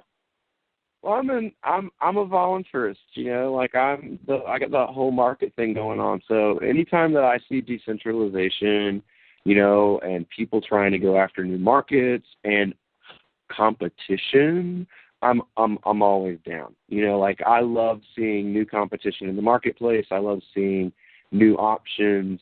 I don't do cable and all that stuff. If I had the ability to pick 3 or 4 channels and not have to spend as much as what a regular cable package costs, the things that I like, then I would really prefer to do that. We go through our Xbox and we have the ability to watch, if we want Comedy Central, then we can subscribe to Comedy Central, and I've got ESPN to watch football. Why do I need cable? Why do I need to pay half of my bill in taxes? Screw that. That's a lot of money to give to the government. I'd rather just put that in my pocket, and pick 2 channels I like for that. Would you be, hey Will, would you be interested in completely withdrawing from this system? And I say that, I spell it CYST, system. Would you be interested in withdrawing completely from it? I got something. Huh? I think, like I said, we don't have cable or anything like that. I watch a football game. During football season, that's the only cable channel that we have, and I have it on my Xbox. So I use it basically to watch documentaries on YouTube. That's my downtime is watching documentaries and stuff. I'm not. Yeah, I love to do stuff like that. But the point I was trying to make to you though was a spiritual point. Okay, because this really gets to the root of the issue. All this stuff that we've discussed tonight, is all part of this physical realm. And the one thing that we must always remind ourselves of is that we are all connected, and that we're all one spirit. That we created this system, and now we're destroying it. And I can tell you with full knowing that what's about to happen in your lives is going to be simply amazing. We have a very, very beautiful future. Some really wonderful things are about to transpire. We're right now in the true awakening, and so that's a message. That's a message I wanted to send out to y'all tonight and let you know that you are my brothers. And let's put it this way. I would rather watch Netflix and Hulu Plus over buying DirecTV and AT&T Uverse anytime, any day of the week. But since I'm not paying for the bill, I'm okay with that because I get to watch it for free. Wink, wink. Yeah. Anyway, how about you, Jim? What do you think about this whole HBO nonsense?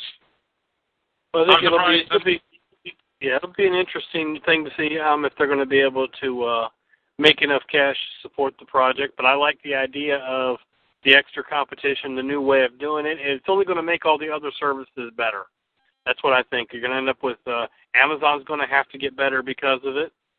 Netflix will find some new bell and whistle that will make it more appealing or make the people who are currently with them stay longer. may end up being that HBO works out some kind of agreement with Netflix. Who knows what's going to happen? But I think the only thing that's going to come out of it is all three services will likely have to improve. I will tell you this. I would rather stick with Netflix than, sign up for this HBO service. Me too. I agree with you. I will make that comment on the topic. I agree with that. I will stick with Netflix. I love Netflix, and I will tell you right now, I can't get enough of their original programming. I just can't. It's something that HBO has been very much lacking. And even when they do come up with original content, it's shit. A lot of it is shit. It's terrible, to say the least. Spend some time outdoors, spend some time hugging some trees, walking barefoot upon the earth, and all of this stuff becomes irrelevant. Here's another interesting point that I think that needs to be brought up, and I think this is something that's very, very interesting, to say the least.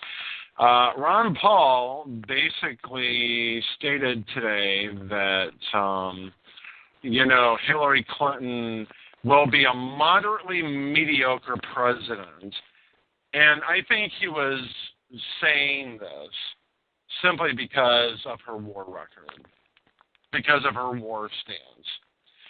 And, I would go even further than that. I would say she's going to be a shitty president. But worst of all, she's going to be a very tough, very busybody type of authoritarian president. Who's going to invade everybody's liberties and take it away. She's going to be what Barack Obama doesn't have the gall to do. Remember when she and Tipper were like together trying to get video games? Like they're the reason why Beavis and Butthead stopped with like the fire.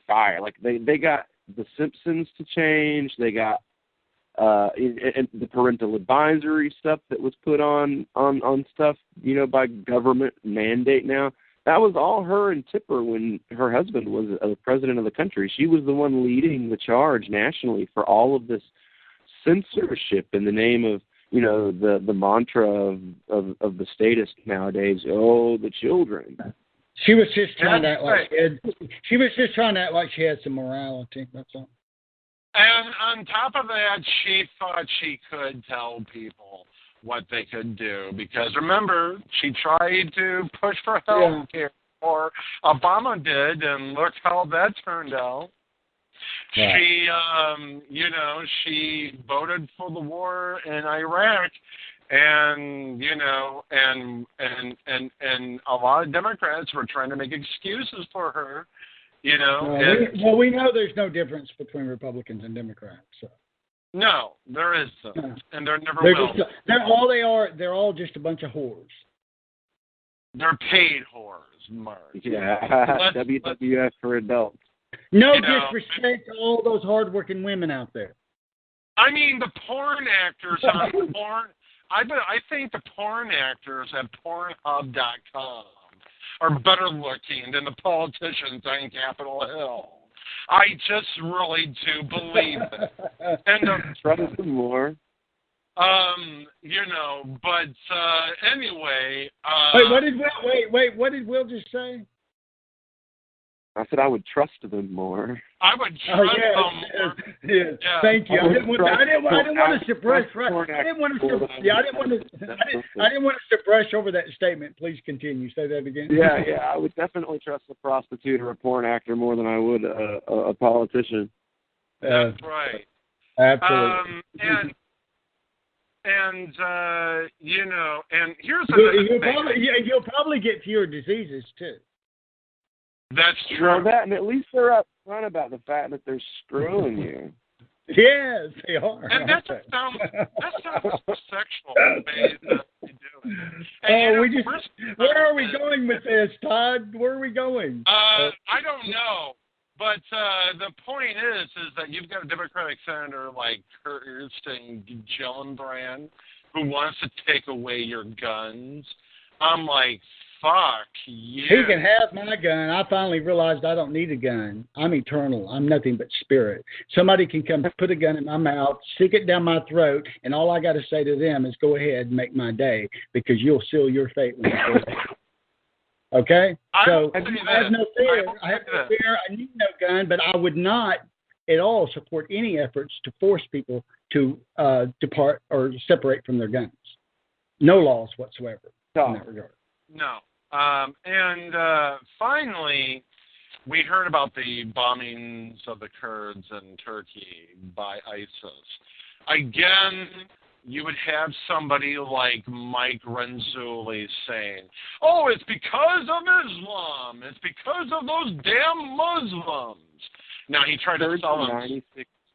96.4% Muslim population. The Kurds are a 96.4% Muslim ethnic group. So if they were bombing the Kurds, then they were bombing Muslims. Right. That's the point there. That's a good. Do you notice that, though, when they talk about the Kurds on TV fighting against the Daesh, that's what I call ISIS because it pisses them off. They never mention their faith. They never mention their faith. Same thing with the woman from the UAE who's flying sorties that are bombing Daesh as well. They never mention her faith. It's not even relevant to the story. But when Daesh is the one that's doing the bombing, their faith is front and center. So those who kill on behalf of the empire, their faith is not important. But those who kill and does not have the empire's approval, their faith is very important. But that's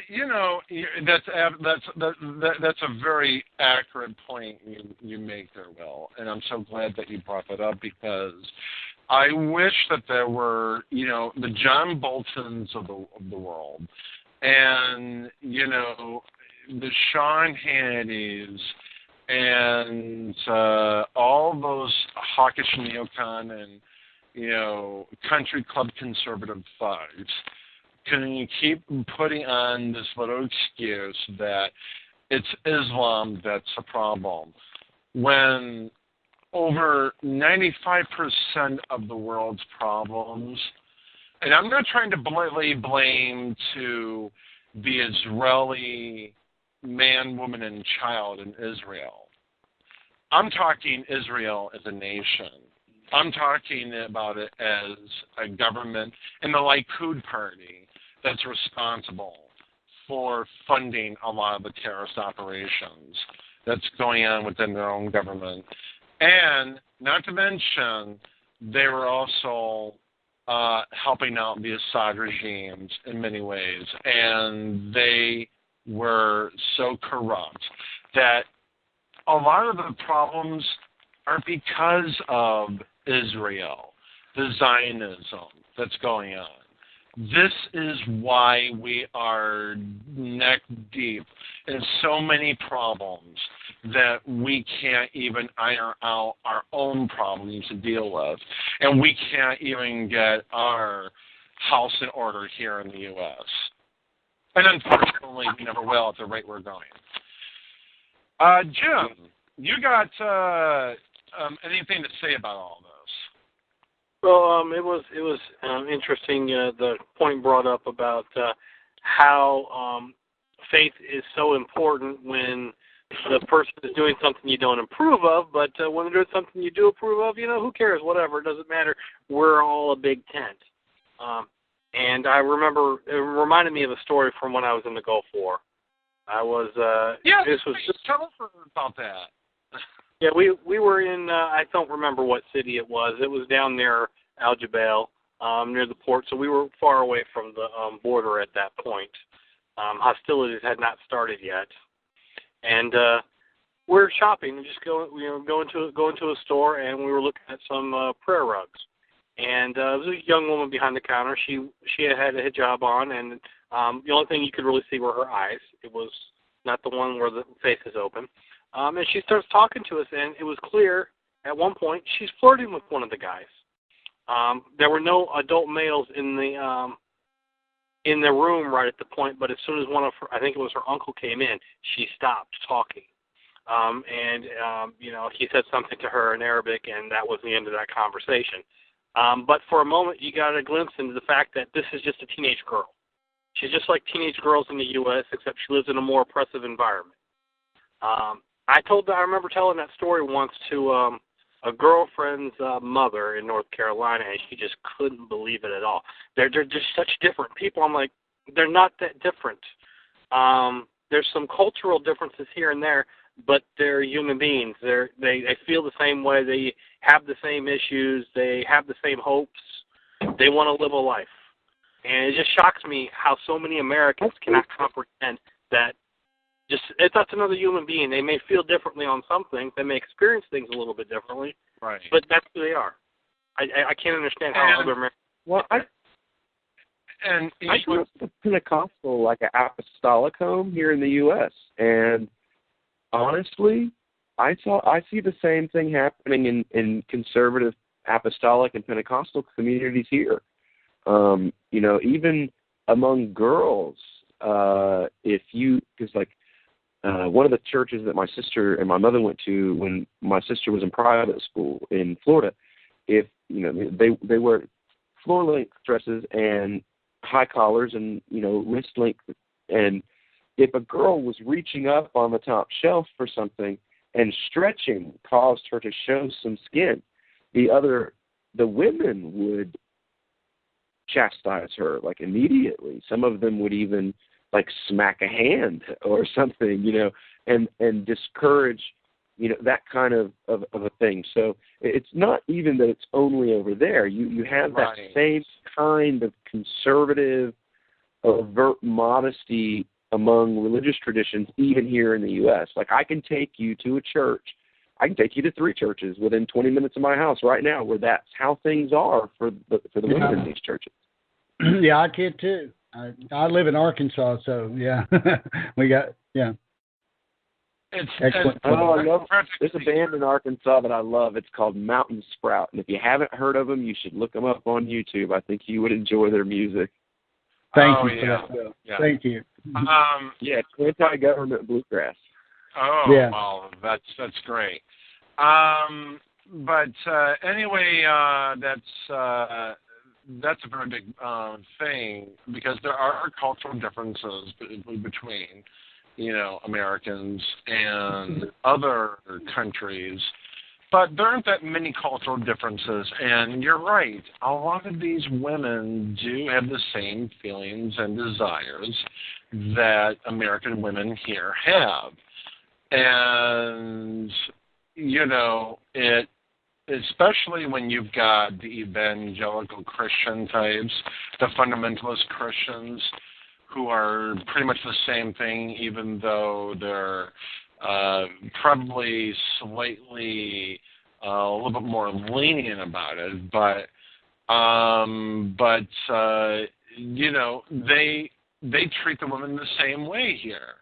I mean, it's practically something that happens regardless of where you live and, how they treat the women and whatnot. It depends very much so on the kind of values that are raised, what kind of community standards have been imposed on the community, the level of governance. In this case, in the Middle East, in many of those countries and jurisdictions, we're dealing with theocratic regimes simply because of the melding of church and state. And that is a very dangerous experiment to have. Okay. Well, thank you very much, Will and Mark, for joining us tonight. You guys were fantastic. We're going to end it right here. And that's it. So thank you so much, Will. You're awesome. Yeah. Have a good night. Yep. Yeah. Take it easy. Nice to meet you, Will, and whoever else is on the line. Jim and Todd, have a good night. You too. You too. You too.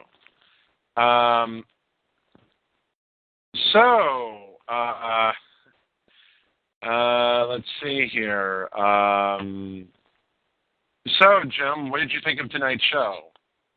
It's good. It's good. Interesting. I want to live in an environment where the objectivist history was the actual history, because from what I know from actual history, the Shah was not an improvement upon anything. He is better window dressing, but just as much of a bastard. Yeah. No doubt. Yeah. No doubt. Here's the deal. Here's what I do, okay? And it's all really just an act, right? But when I see somebody that's deeply programmed, I love them enough to rattle their cage. And if I have to act a fool to do it, I'll act a fool to do it. Right. Because I didn't know for a long time, for most of my life in this body, I didn't know who I was, and I just found out who I really am. And it's and when you know who you really are, you become all powerful, and all things become possible. And so I see my main point is I just see a bright future for us. And the more energy we give to this bullshit, this fear porn, that it feeds off that energy. I think it was important to expose the lies. As long as you can bring it full circle, and bring people to the truth of who they are. And I can't tell you who you are, but you know who you are. You have to listen to your spirit, which is you. Yeah. And by the way, I thought you. I have to say, Mike, the Mike Renzullis of the world are no different from each other. Well, he is Todd. Wait, he is me. He is me. Well, that's how connected we are in the spirit. So he is me, and so I think I get where you're going with this, and I see a beautiful spirit there. Someone who, if the chains are broken around his mind, and the scales fall from his eyes, then he will see clearly. But until that happens, he's just living in a program, the Matrix, if you will. Well, let me ask you this,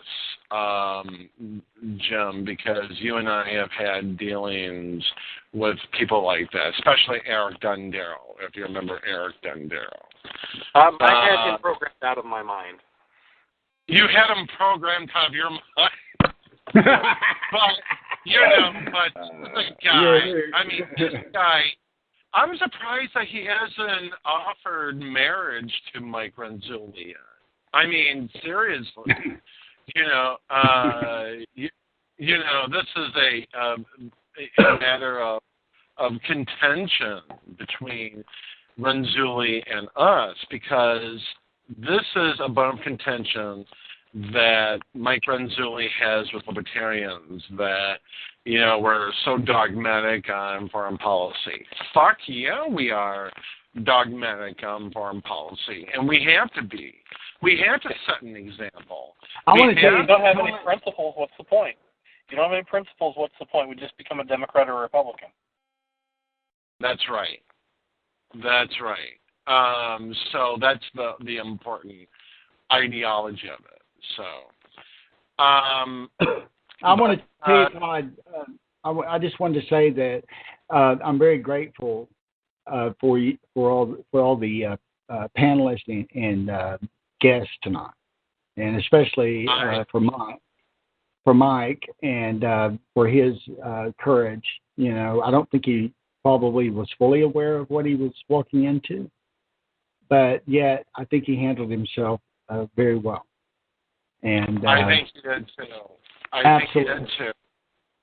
Yeah, I don't think I've ever talked with him online. I don't think I've ever talked with him on our podcast before, have we? No, we did.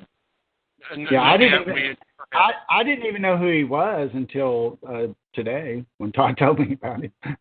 Yeah, I'm familiar with him from some Yahoo discussion groups, because I believe he was on the Libertarian at Yahoo groups, or he might have been on Smith. He was involved with Ernie Hancock. I mean, that was him involved with Ernie Hancock. Remember Ernie Hancock? I mean, yep. Phoenix, Arizona. He had associations with Hancock, and it's interesting that he pretty much didn't say too much about Ernie Hancock. I asked him that question, and for whatever reason, he tried to avoid giving some kind of an answer to it. But I think that was done purposely. Well, I can just say this about Mike, okay? And it ain't going to be nice, but I'm going to say it anyway. And that is that he is no libertarian. I'm sorry, Mike Renzulli. But, sir, he was a member. Yeah, he was a member of the Libertarian Party, and how he came into libertarianism was really, I think it was. I mean, libertarianism. The second you come into the party, it's not the kind of party that you just want to check out and. Just try on a few pairs of this and that, and then call yourself a libertarian, even though you're not. You're living a lie. You're living a fucking lie. Yeah, there's a couple examples he used which I thought were kind of comical because I don't think he understood. He brought up Vietnam, and I'm thinking, what part of the U.S. is Vietnam in? So that doesn't work because that wasn't defense. That was a shadow war with the USSR. That's what Vietnam was. Same thing as Korea. Then he brought up Japan, and I'm thinking, if you're thinking that our war with Japan was justified because of Pearl Harbor, apparently you don't know about the fact that the U.S. initiated that to begin with by harassing the hell out of the Japanese Navy and shipping lines for years before that. We provoked that attack. It didn't just happen out of nowhere because the emperor decided, we can crush America. Not to mention, we also imposed the Smoot-Hawley Act on Japan and the American war. Listen, we know, each of us know this. We know that there is a long list of false flag operations, right? So we know that. Correct? Yeah. Oh, yeah. Yeah. Of course. So, of course. Yeah.